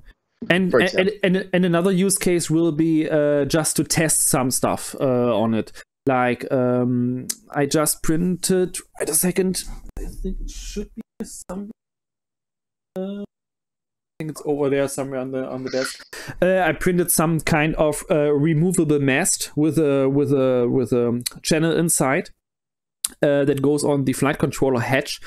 And the plan is to test like different RC systems. Like I want to do range tests with the R9, with the FR Sky system, maybe with Express LS, and basically put the receiver and the antenna on this mast every time in exactly the same position, high above the plane, without any obstacles in the way. and then just fly the plane out under real conditions. I have seen a lot of range comparisons where people put like receivers or flight controllers on a drone or on a wing just to look when a fail-safe occurs or when the telemetry stops. But I want to do real live tests with comparable antenna positions and really fly the plane until fail-safe. And that's one of the reasons, or one of the use cases I plan with the clouds. Okay, interesting. You can also put on like one of those mirrorless cameras or a 35 millimeter camera, one of the better ones, and do some like really good high-end video with it. Yeah, maybe, but actually I'm not into this kind of area photography. Of course I could, but I don't have even a camera like that. The idea is those big wings. That was the thing that I learned from doing all the write-ups, all the 21 planes that we reviewed this year. The reason why the people liked the big Skywalker was because 1800 millimeters was that it flew very stable and people were using it for high-end videos and things like that. So your plane would probably be even better for that. Yeah, maybe. I mean, it's also important if you do things like area mapping that your plane is really stable and not shaking around. Because if you look down vertically and you just have a slight roll shake, the camera image will go crazy to the left and right. And the same for pitch. And the clouds is really absolute rock solid. Even if you have some gusts or some windy conditions, it's so solid flying just because of this wingspan. And I have very big and beefy motors. It's 2814 motors with 900 kV. They are heavy. I have big 12-inch props. And due to this widely distributed mass, because the motor pods are so far apart, it just gives so much stability. It's impressive. The first time I made it, we had about 20 to 25 kilometers per hour winds from the ground. You couldn't see it at all. It was completely on rails. And if you watch the video, you can see it's just slightly when there are course corrections in cruise mode also. But yeah, it flies like on rails. So are you going to want any more large planes in the future? Are you looking at anything else? I have no plans on anything else in this size class. Yeah, I mean, I'm totally happy with it right now. The only thing I really that's really annoying on the clouds is really the foam. I hate that stuff. It's like very dense styrofoam, very dense, cheap styrofoam, like it feels. And you see every single scratch. Even if I put it in the car, I have to be careful not to put the wings on the top of the fuselage with the push rods touching the fuselage, because everywhere they touch, you have small dents or scratches in the foam surface, and they keep everything. If you push it with your finger, you have a dent in there, and it will stay. It will not go back like with EPP or other Chinese foam. So people are often complaining about this cheap EPP stuff from China, but actually it's the most robust we have at the moment. I know, we can't get anything else. But yeah. So there, I wanted to ask you one other thing, and that is, switch gears really quick. For INAV, there's been an update in INAV to 3.02. And obviously, if this was a huge update, we would be discussing this. It would be like, first and foremost, INAV 3.02 is out, and what you should know about it. Is there anything that stands out to you at INAV 3.02? Is it just a maintenance update? You're muted again. There you go. I muted me when I started to talk. Okay. Yeah, absolute nothing interesting for most of us. There are, I think, 4 or 5 new flight controller targets that were added, that were just released. And I think it was telemetry for one LC link system. Yeah, there's telemetry for Jetty, a couple of targets, and a couple of configurator changes. Don't have boxes anymore. They're all gone.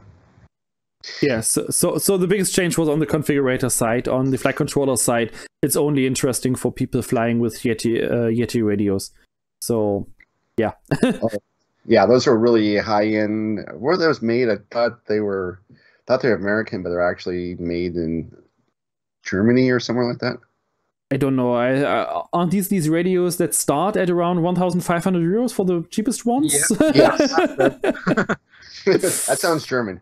No, one of the guys at my flying club's got a Jetty, and even second-hand, that was expensive. But they still fail. He bought a brand new receiver, put it in his model, set everything up, took it to do his A-cert, tried to fly, but it wouldn't bind. And he had to send it back and get a new one. So even you spending $2,000 on a radio, you still have issues. Now, one question I have for you, Marc, is when you were trying to get information about autopilot, you were starting to hit a wall with some of the information, getting people volunteering, helping you out. Steve, do you really want to get down this rabbit hole? Well, no, the reason I bring this up, Luke's here, it'd be more fun. Yeah, we're just saying it for Luke, yeah, because no, it's not so bad. Yeah, no, but seriously, the reason I bring this up is because INAV is more of a hobbyist thing, but we actually have really good documentation, I would say, on our side, and that's, well, no, there's like 50-50. I mean, half the stuff on the GitHub is a bit out of date. Yeah, so we do have failings too. I mean, let's be honest. When you set up an INAV plane, all the core stuff is covered on our website, for wings at least. Not for quads, but for wings. We have how to wire it up. We have we tell how you set up your mixer, your board direction, everything. The basics are covered with a step-by-step guide with an explanation why you do it. And I think that's the thing that really annoys me most.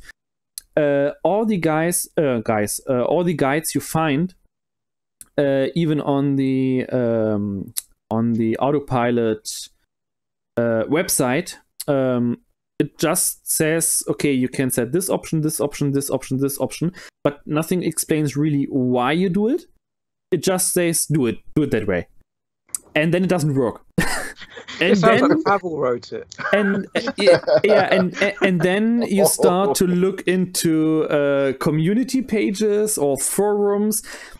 I mean, how many steps do you have to make to set up a flight controller? You flash the firmware. Okay, that was easy. There are enough guides, videos about that. No problem. I already did a live stream about flashing an F4 or 5 wing with autopilot 1.5 years ago. So then you put it in the plane. You have to adjust the board orientation. Okay, I found it out. Took me a few minutes. Everything was fine. You connect your receiver. And here the nightmare begins. I use F-port. Uh-oh.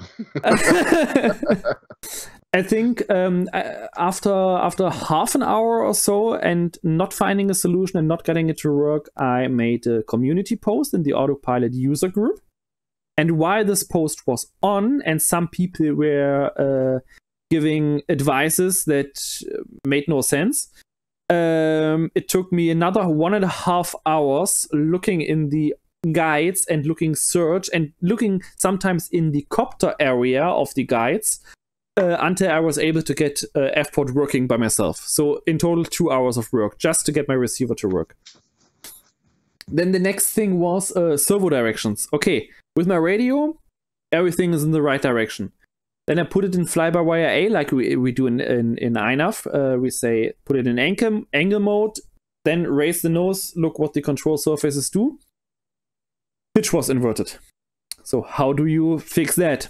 Then someone in the community page said, swap the Vt Servos. So you say the left one is the right one in autopilot and the right one is the left one. Because then you switch or you reverse the pitch direction, but not the yaw direction. That's completely counterintuitive because for me it's a dirty way to do it. You just say autopilot, they are give it the wrong direction, basically, the wrong servo assignment. So I did that. First it was fine, but then on my radio control stick it was inverted. Then I went to the Telegram channel of autopilot users. That's from Shelly XYZ, who was in the past INAV core developer, who's now developing autopilot. Yeah, and and I asked him, hey, is it still necessary to invert my pitch axis? because on every single craft, no matter if it's a fixed string or a multi-rotor, you have to invert your pitch axis. And no one knows why that was introduced in the first place, and you still have to do it. So yeah, and this goes on for every single step. And at the end, the last big thing I had to do was VTX control and ESC telemetry. Because at the end, serial 5 is UART 5 on the flight control, UART 8 on the flight controller, and serial 8 in autopilot is UART 5 on the flight controller. So I basically, in software, I swapped VTX control and ESC telemetry and was confused why nothing of both worked. So yeah, but that was fixed in the end. I get RPM now on my OSD, but my ESC temperature is at 238 degrees Celsius, and I don't know why, but I just ignore it now. I don't want to get this thing fly. Insane. All right, so we learned not to do that. The one thing I saw was in the past week, battery of my X9 Deep Plus SE died, and so I just wanted to know what battery to use. So go to Google, type it in, and there's a video from Darren. And not only does he tell you the battery to use, but actually shows you all the steps how to do it. And he doesn't really want to plug his channel super much, but there are so much information that you give out on your channels, and Darren. And so I really first want to thank you for all that. I mean, there's just the information is useful, and things that are about INAV and things that aren't about INAV. And I've even asked him, I've done requests, hey, can you make a video about LED lights? And he made it, and things like that. So it's been really helpful. But he also has a web page, and you work on like tools and converters and things like that. And you have a new one that you're working on right now as far as OSD, right? Yeah. One sec. I do actually need to bring up my website because I can't remember what half the tools are. 1 sec. So yeah, I've basically come up with a few different tools that are there to help with INAV in general, and just to give back to the voltage converter, the one that you're giving the right range so that it displays the right how much battery you have left on your flight controller. You have to put a number in, and sometimes it's off, and you have the steps. You and Luke worked on that. Oh, you know, current sensors. Yeah, right, yeah. Sensor. Let me see if I can share that. Be easier. So yeah, I've just got a load of stuff in this tool section. Is that okay, Mark? Yeah, just give me a second. I will. Yeah, share the screen. Cool. Now it works. So yeah, just under this useful tools, there's a few different things. The INAV stuff has all got INAV in front of it. So one thing I did the other week was stick commands, because these were on the INAV website, but they were actually old clean flight ones, some of them, and some were missing. So I've actually replicated it, but also you can choose whatever mode you use and it will update and give you the correct stick commands for whatever transmitter mode you use. There's some cheat sheets as well. So that's useful. There's current sensor calibration, because a lot of people have issues with that. So it tells you how to go through all this, and then you just fill this form in and it will give you the correct current sensor scale and the offset, which using the old method you don't really get the offset, and it's a bit more accurate. There's a buzzer checker, which I won't click any of these, but if you've got a buzzer sound in INAV, you don't know what it is. If you click the links, it will actually play the noise, and you can put in your own code. That's mainly for developers if they want to write a new code, so they could put a code in and play it just to hear what it sounds like. But yeah, all these are the standard INAV beep. But yeah, I won't click one. And the one I wrote this morning is the OSD switcher tool. I know Charles is in the chat, and he was saying you can do it in Notepad. You can, but if you've got elements in the OSD you want to copy into, and they're not on the first one, it will keep them. It's not a proper copy. So with this, you literally just choose the OSD you want to copy from, the one you want to copy to. You can choose a copy, which duplicates OSD, well, this one onto that one. You can swap them, so it swaps them round. You can add, which is basically doing what a notepad copy would do. So it will copy these elements onto this OSD, but will keep any additional elements that this one has. Or you can move, which will move that one onto that one and then make this one blank. And you literally just take your diff, so you can use diff or OSD layout in the CLI, doesn't matter which one, copy it in there, click update, and you'll get your new OSD code. Just as that's sweet. Just I haven't actually got any code to put in there, but it will give you a copy to clipboard button, so you just click that, put it in CLI, press enter, and it's done. So yeah, there's some things in there that people might find useful. So I just thought it would be nice to share that with you guys. Okay, can you also give us an update on, because I've been keeping track of this, this is going to be a bigger topic here, I think, in 2022, and that is FR Sky is really going to be pushing ethos very hard, to the point that you might start seeing some other stuff disappearing in the future. So what have your experiences been with ethos? You've been keeping up on it? I have, but mainly for line of sight. There were a few things missing that sort of didn't really make it suitable for INAV. In the last update, which was about 2-3 days ago, I think, that those things were then put in. So I can start looking at it from an FPV point of view as well now. But also I know that there is a lot coming. So they're looking at a really powerful sort of global variable sort of system.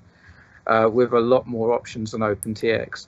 I don't think it will get rid of anything. So I don't see OpenTX going anywhere. I mean, no, but FR Sky might be, starting to phase out some of their OpenTX radios in the future. Possibly. I mean, it depends what they do with their new radios. I mean, they're investing obviously in ethos. So it would make sense for them to put it onto new transmitters, but yeah, who knows? It might be that they come out with like a QX7 replacement. They see it as really low budget, and they don't want to invest the money into updating ethos to work with that transmitter. So maybe they'd stick OpenTX on it. But for their point of view, it probably would make sense just to use ethos. But it is getting to the point where it does work as well as OpenTX, and yeah, line of sight, I've basically switched over to it, but that's the plan. I'm going to use the X20 for line of sight and gliders, and I'm going to keep on using the Horus for FPV, and I'm going to keep that at the moment on OpenTX. I will be installing EdgeTX on it at some point just to see what that's like and if it offers anything different. And I will be installing ethos on it just for the purpose of doing a video, but I will be definitely switching back to either OpenTX or EdgeTX. It's just to kind of give you an idea what things of interest. There's my Sunday flying field. It's a high school. Right around the third baseline at the other side of the field is where it's the area of death. It's where everyone who flies Spectrum somehow noses in and lands crashes their plane right there. They lose signal right at this particular area. And I've done some research in the area and found out that there's actually telephone poles where they actually have 2.4 gigahertz that communicate between the telephone poles so that they can feed back information. One of them obviously is connected to a wired LAN, and so they can feed back real-time data usage in the area. That's been screwing up the signal, especially in Spectrum. And to be honest, that's not hard. The club that I fly from, if someone has a radio problem, I can guarantee 99% of the time they will be flying Spectrum. Right. And I'll have no issues at all. Right, and then the thing is, we say, okay, yeah, FR Sky is so much better. You can get this, and it will work. The second you show them OpenTX, they're like their eyes are just watering over, and like, oh no, it's not as hard as it looks. But there's a lot of tools in OpenTX that they don't need, and so the whole idea about Ethos was that it was supposed to be kind of like a cross between the Spectrum menuing system and OpenTX. So it was simple at first when you look at it, but actually kind of complex underneath the skin. Yeah, I mean, I mean, what you're talking about there is probably more for line of sight guys. Yeah. Which, yeah, I think they've succeeded at that, because the wizards are really good to build a new model. So you can go through and it'll just do everything for you, and that includes stuff like throttle to rudder mixing, flaps, elevons, crow braking. All that is sort of built in with these custom mixers where you really just click a couple of buttons and it's done. But I think with that range of stuff, the thing where it really shines is actually the transmitters and the tandems side of things, and to an extent the access side of things, where you can have multiple or receivers hooked up to the same model as redundancy, and yeah, that's fantastic. So like my big extra, I'm going to be putting at least 2 receivers in there. So I'll have 2.4 and a 900. So I got frequency redundancy, and you could hook it up with two 2.4s and then a 900. You can have 3 receivers on the one model, so you've got no chance of losing signal. Especially with petrol engines, that's something you sort of got to watch out for. Yeah, even I'm seeing that if you even have a momentary loss in signal, it's just the plane comes down, and that's, you know, when you're flying the planes that Glenn's looking at in the future, where it's $400 up in the air, you know, to start off with, and the extra $200 in upgrades and all the 3D printed stuff he's going to throw into it. I mean, you're starting to, and then you put your GoPros on top of it and things like that. Then you're pushing $1,000. Oh, easily. I mean, the extra that I've just been mentioning, I got that second hand, so I did get it. I got it basically for Dracphone money.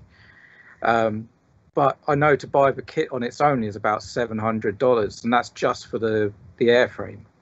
Yeah, that's without the extra $300 or $400-ish for the engine and the servos and everything like that. So I mean, that's new. That would have easily been a sort of $1,500 plane. And you want some solid. You don't want a link going in that. Yeah. If you crash it, you want it to be your fault. Yeah.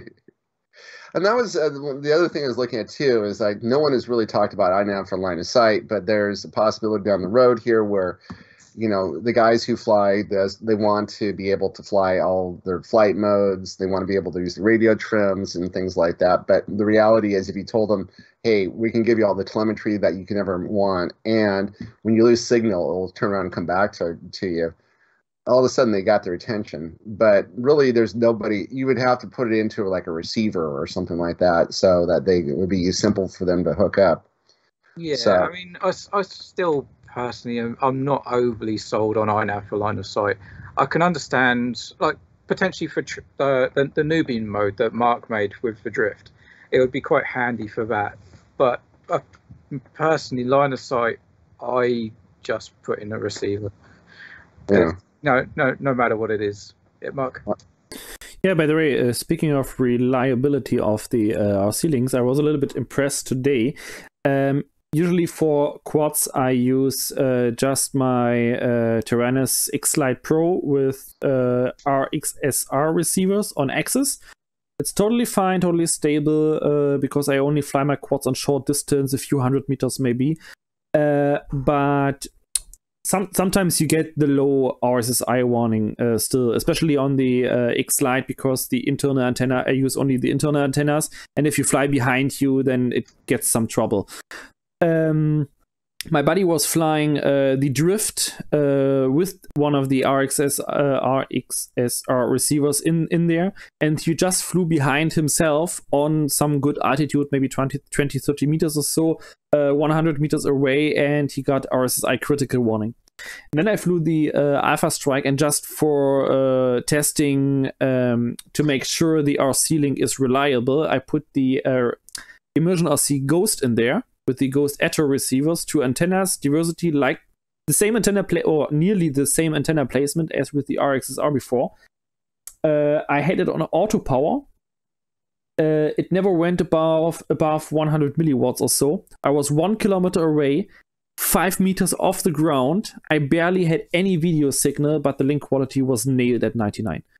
So this really impressed me. And I just used the small Ghost module with 1 antenna. The big one has separate antennas for transmitting and receiving, so it's even better for range and for link quality. But yeah, this Ghost system really impressed me. I didn't had any issues with that so far, and that will be, by the way, the next one I test with the clouds on rear range with a fixed transmission power, and then see how far it goes. And you're saying you're going to do a review on Express LRS at some point? What? Darren, say something. Hold that up again. Yeah. Ew. Yeah, I just got to hold it with 2 fingers just because it's illegal. Yeah, I mean, I have a I'm not sure if it's the Happy model. I think some people said the Happy model hardware is really crap in build quality, so bad soldering, all that stuff. But there are 1 or 2 other manufacturers also offering hardware. So I will just order 1 module, 1 receiver in a pair, nothing else. 2.4 gigahertz, of course, only. No 868. I want to keep that stuff out of the tight 868 band. But yeah, I want to make some test comparisons with Express LRS compared with the R9 and with the Ghost to try how far it can go. That's the actual plan. And of course, I will use a receiver with an external antenna and not the one with the tiny coil SMD antenna, because that's only for short range anyway.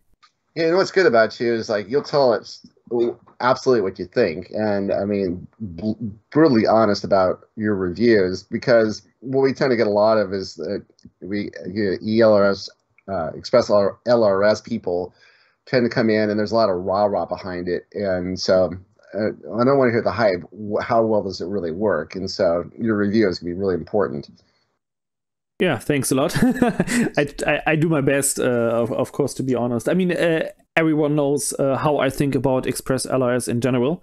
I tell it in the group. I have no problem saying my opinion on that. On the 868 band, it is using a wider spectrum than it is allowed to do. It's basically cheating on that end to get more bandwidth, to get bigger range with lower data rates. But as I said, the 868 band, especially in the EU and Germany, it's completely next to LTE bands and other public RF systems that are in use. And I'm really careful not to jam or disturb anything of that. So that's the reason why I refuse to use the 868. I could, in theory, because I have 2 Immersion RC Ghost modules and 3 receivers, I could, in theory, flash them to Express LRS if I would like to. But then there's no way back currently. So you cannot go back to the original firmware, and that's why I don't want to do that. Yeah, so let's see how that goes. And I also want to compare, because that made me really curious with the X-Lite Pro. It has internal antennas, but it has the option to put an external antenna on, and I want to see the difference in range and link quality, how that goes. Perfect. Darren, one thing that I would say is that if you have a Horus, or if you have there's still the X12 is under the Horus name as well, the badge. So you can put on ethos on there, though right now there's not really a compelling reason to get off of OpenTX. But you're saying for your flying where you're doing line of sight, you would rather use ethos. So you're going to put ethos on a radio. If you were to have like an X12S, you would put that on there over, if you're using that for flying line of sight over OpenTX? To be honest, not really. It's not really the operating system. It's just that radio actually feels nicer. It's nicer in the hand. So yeah, for line of sight, I'm quite happy. I mean, I spoke in the intro about I was flying a simulator for ages, which was all Glenn's fault, by the way. I was using that because, again, to use that with a simulator, you just plug it in the USB and it works straight away. It's not a huge step away with OpenTX, but you just plug it in and it sort of works. But yeah. That's the X20, right? So that's the tandem. X20S, that one. Yeah, okay. But yeah, it's mainly just because the radio actually feels really nice, and it's nice to work on, especially with the touch screen and the keyboard. It just makes making changes a lot quicker. So yeah, if I could put OpenTX on that, I don't know which I'd use. But for what it is, I'm happy using that with that, and the other one with OpenTX. Mark? Yeah, there's a question in the chat. I mean, it's a bit specific, but a good opportunity to show. Maybe, Darren, we should make videos about that. You can share FrSky receivers with other FrSky radios if they use the access protocol, not with ACC-ST. And you do that by this. You go into your model setup, you select your receiver, and then you select the share option. And then the receiver will go in some kind, the radio will go into some kind of pairing mode. And then you go to the other radio and just go into bind without, I think it's without registering. And then it will see the receiver and you just get the pairing over to the other radio. To get it back, you just set it into pairing on the primary one again. So do not register on the other one, only go into pairing, and that's it. That's how you share the receivers in with the access protocol. So that's a wireless buddy box, is what you're describing. No, you can temporarily give the control of one receiver to another radio. Like a friend of you wants to try out your plane. So right. You don't have to swap out the receivers, or you don't have to push the button to pair. You just temporarily share the receiver with the other radio. And if you want to go back, you just go on your radio again, go on pair, power cycle the receiver, and you get it back.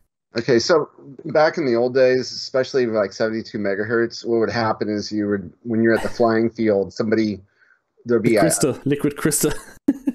Well, what they would do is you would buy a plane, and then you would have somebody take the plane up in a buddy box. So they would be the master, and what they would do is they would have control of the plane, and then after a few minutes, when they have it in the air and it's flying and it's trimmed and everything, they would hold down a lever, and then they would give the control over to the guy holding another radio. So the new pilot would be able to fly it. As soon as he screws up, they let go of the lever and you pull out of the dive or the crash that was about to happen. Yeah. So, but that's with that's the trainer mode, basically, you describe. Yeah, that's the trainer mode. So this is really sharing the receiver completely over to another radio. Okay. Without pressing the pairing button. Okay, so that's completely different then. Yeah, it's that's a different thing. Yeah. It's if you run a private model with another radio, basically. Marc, I was just going to ask Marc, do both radios need to be on at the same time?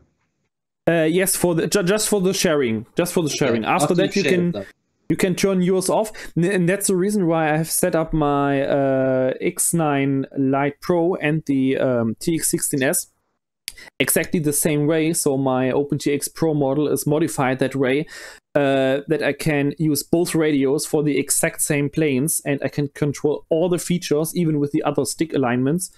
And by that, if I want to fly with the Rafax, for example, and I don't want to take the big radio with me, I just at home quickly pair it over to the X-Lite, and then I just take the X-Lite with me, fly with that radio.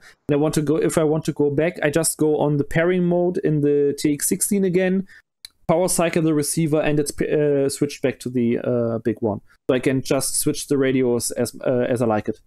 And this is only with access. This is only working with access, so I can only do that with my R9 receivers, not with my 2.4 gigahertz. 2.4 gigahertz is only on the X Lite Pro with access.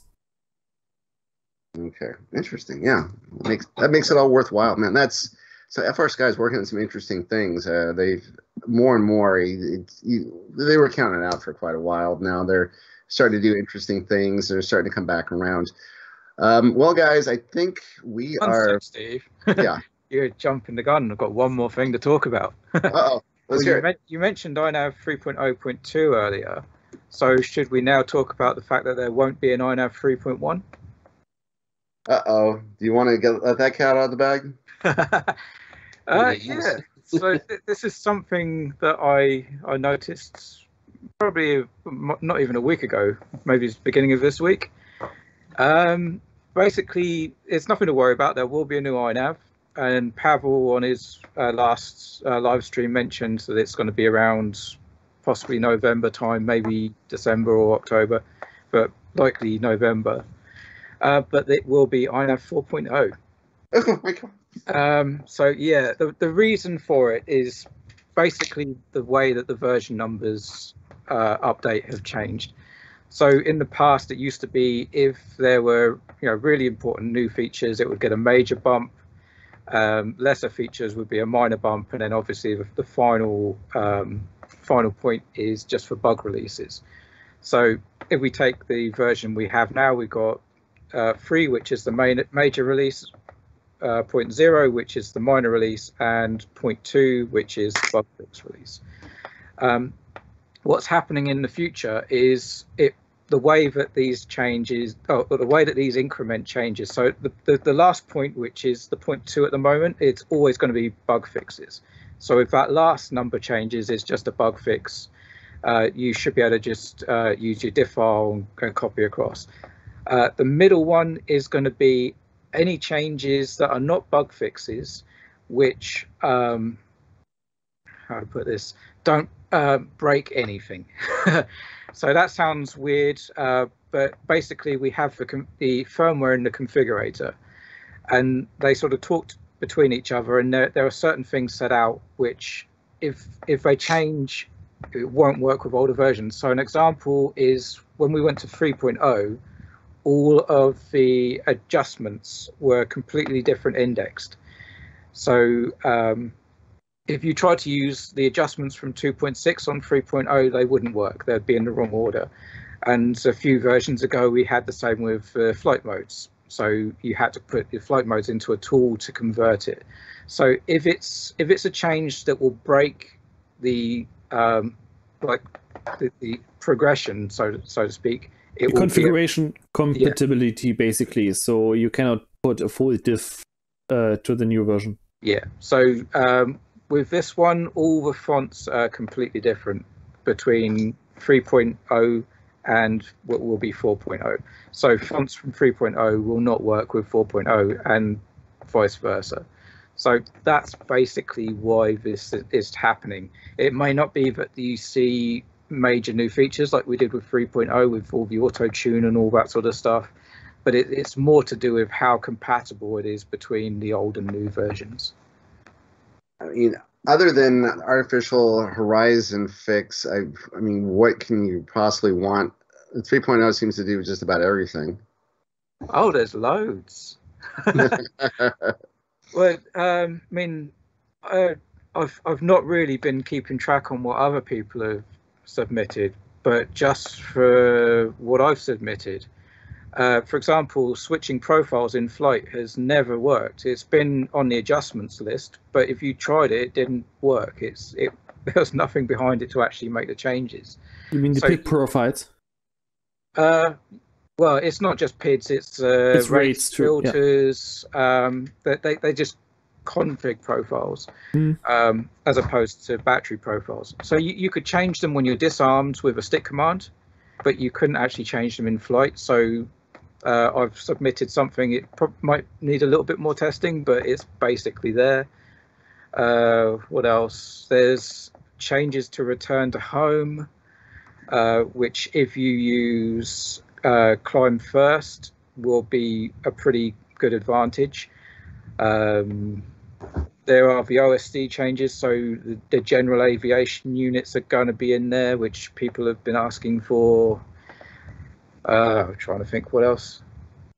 You're talking about 4.0 changes, right? 4.0, yeah. There might even be a change again to the auto-tune system, but it's not final yet. Alex and I talked about that yesterday. It could be, but that has to be discussed internally, of course. It could be that for now the P and I tuning is removed from auto-tune, so auto-tune will only tune feed forward and the rates in the current state. But yeah, that has to be discussed if that actually works, because P and I basically change the or can be changed to more to your liking, because they are actually not really needed for actual flying, and until the developers find a better way to tune P and I properly and not just by relationships, it might be that only feed forward and rates will be tuned in the next version. Interesting. And you were saying switching profiles in flight. So is it possible to switch OSD profiles as well, so you can go from metric to imperial? No, flying profiles. So there's a few things that have been brought to attention that it would be useful for. So one could be a VTOL. So you could have basically a quad type profile, which when you transition to a plane, switches profile to a plane profile. Oh, interesting. You could use it for gliders, so you can get more efficient gliding without power. You could use it for going fast to reduce the rates, so that you have less control surface movement. But yeah, even in manual mode, that as your speed increases, because it's all done through the programming framework, so it can be set up to happen automatically. You can set it up with not global variables, but logical conditions, so that they can switch from one to the other. Right? Yeah, and it go for it, Mark. Yeah, by the way, there's one interesting thing, Darren, you might also like it. I'm not sure if you have read that comment. Andreas came up with an idea, or asked me what I think about that. Instead of the programming tab with all these different lines and actions you do, to introduce some kind of scripting system in INAV instead. So you don't have every line for every single action, like compare two values or get some triggers or do some calculations with each line, because we only have 32. To integrate maybe a full script system where you can write down what you want to do and basically write your own INAV code. Yeah, Python, right? Say again? Write it in Python, right? I don't think that it will be on your Python. Raspberry Pi. It'd be awesome. Yeah, I saw that. I was two minds. I think it would be really cool, but also it makes it a little bit more inaccessible. That was the only sort of downside. You've got to learn this scripting language, whereas at the moment you just pull down boxes and you can, people that don't know how to code can. Yeah, my suggestion on this was basically, I thought the same as you say, that really a scripting language can be hard to get into it for users who are not used to it. I mean, we already have a lot of users who can't even handle the current programming. But my suggestion was to really make also some kind of drop down. Let's say you want to compare or you want to have multiple triggers to do some action right now. You have to get this value in one line, this value in one line, this value in one line. Then you have to make an AND logic condition with the first two, then another AND logic condition with the third one, and the result of the other one. You could do that with multiple drop downs, and the script is built in the background, for example. Yeah. On a website, right? Like, or maybe on a website or directly in the configurator. I mean, the configurator is a website, so you can just build it there in theory. I mean, that was just my suggestion. There are no specific plans right now, and it was just an idea coming up. Maybe in the future. Maybe likely not for 4.0. So you can pick and choose what you want. Yeah. When 4.0 due to be released? Pavel's saying around sort of November, possibly the December time. Yeah, but don't get.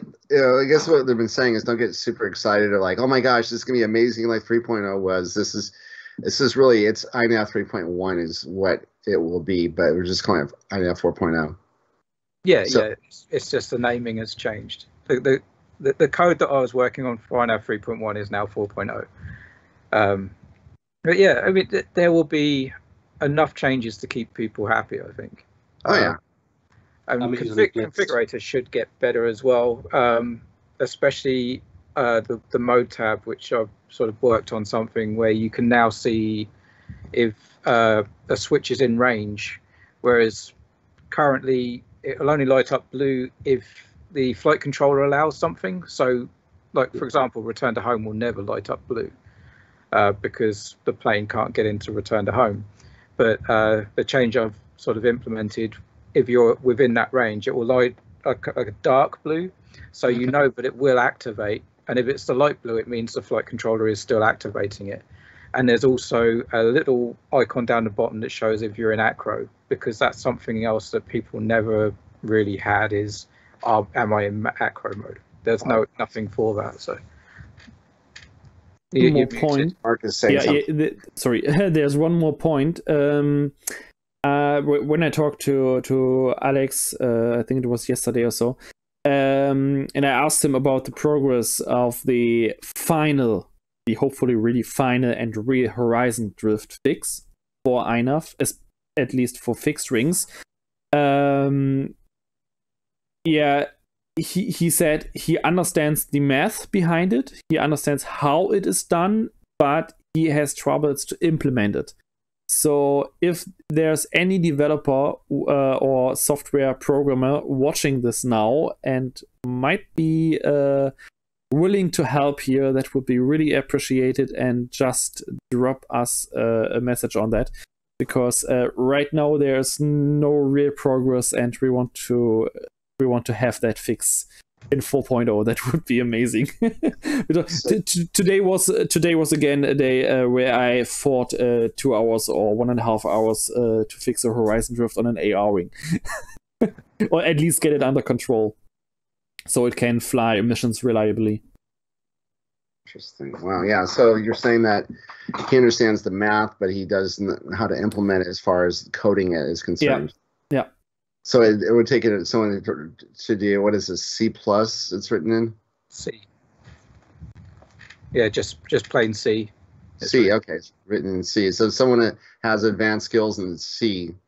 So we can start asking around in the group if anyone, that'd be awesome. But this is somebody who understands the math and can also write C, right? Yeah, absolutely.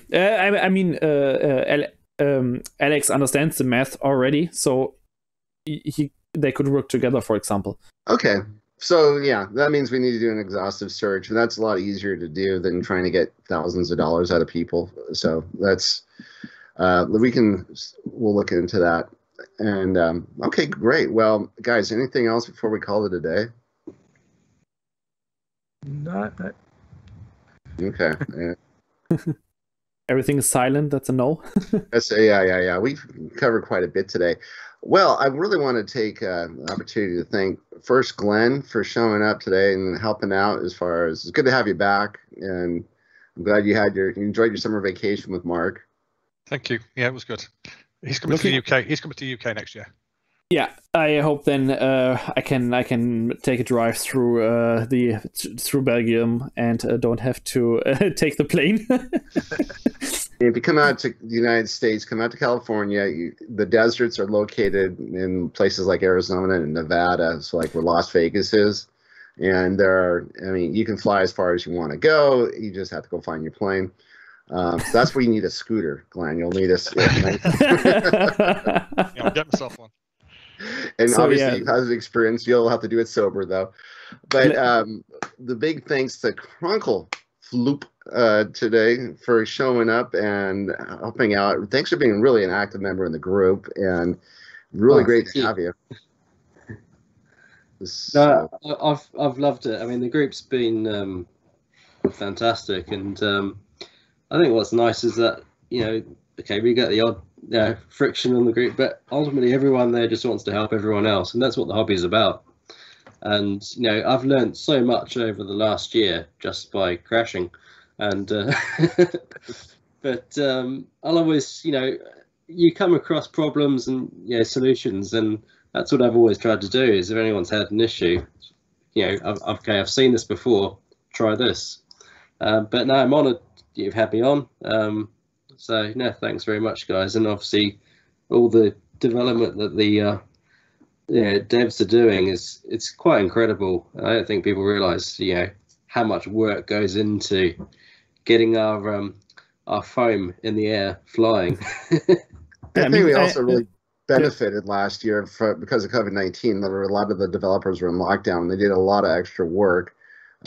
So we were able to push the ball, kick the can down the road a little bit further than it would have normally happened with INAV. That's why we went to 3.0. It would have been INAV 2.7 in any other circumstance, most likely. So yeah, the guys have done an amazing amount of work. So I really want to thank them. Mark, can you say something? Yeah, and learning by crashing is absolutely true. I mean, by crashing, I learned how to convert centimeters in meters, so that's really helpful. Next week, Mark gets on the imperial system and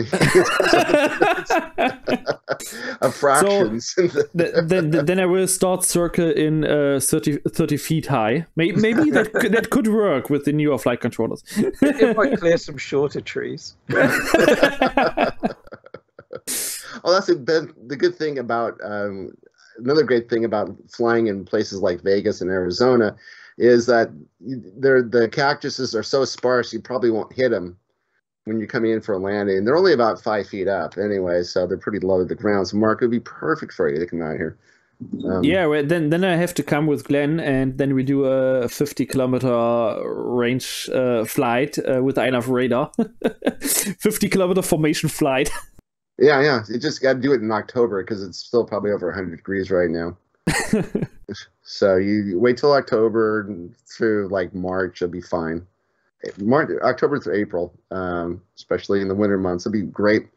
So guys, thanks again. This has been a great show. I'm going to say bye, everybody. Bye-bye. See you. Bye-bye. Yes. Bye.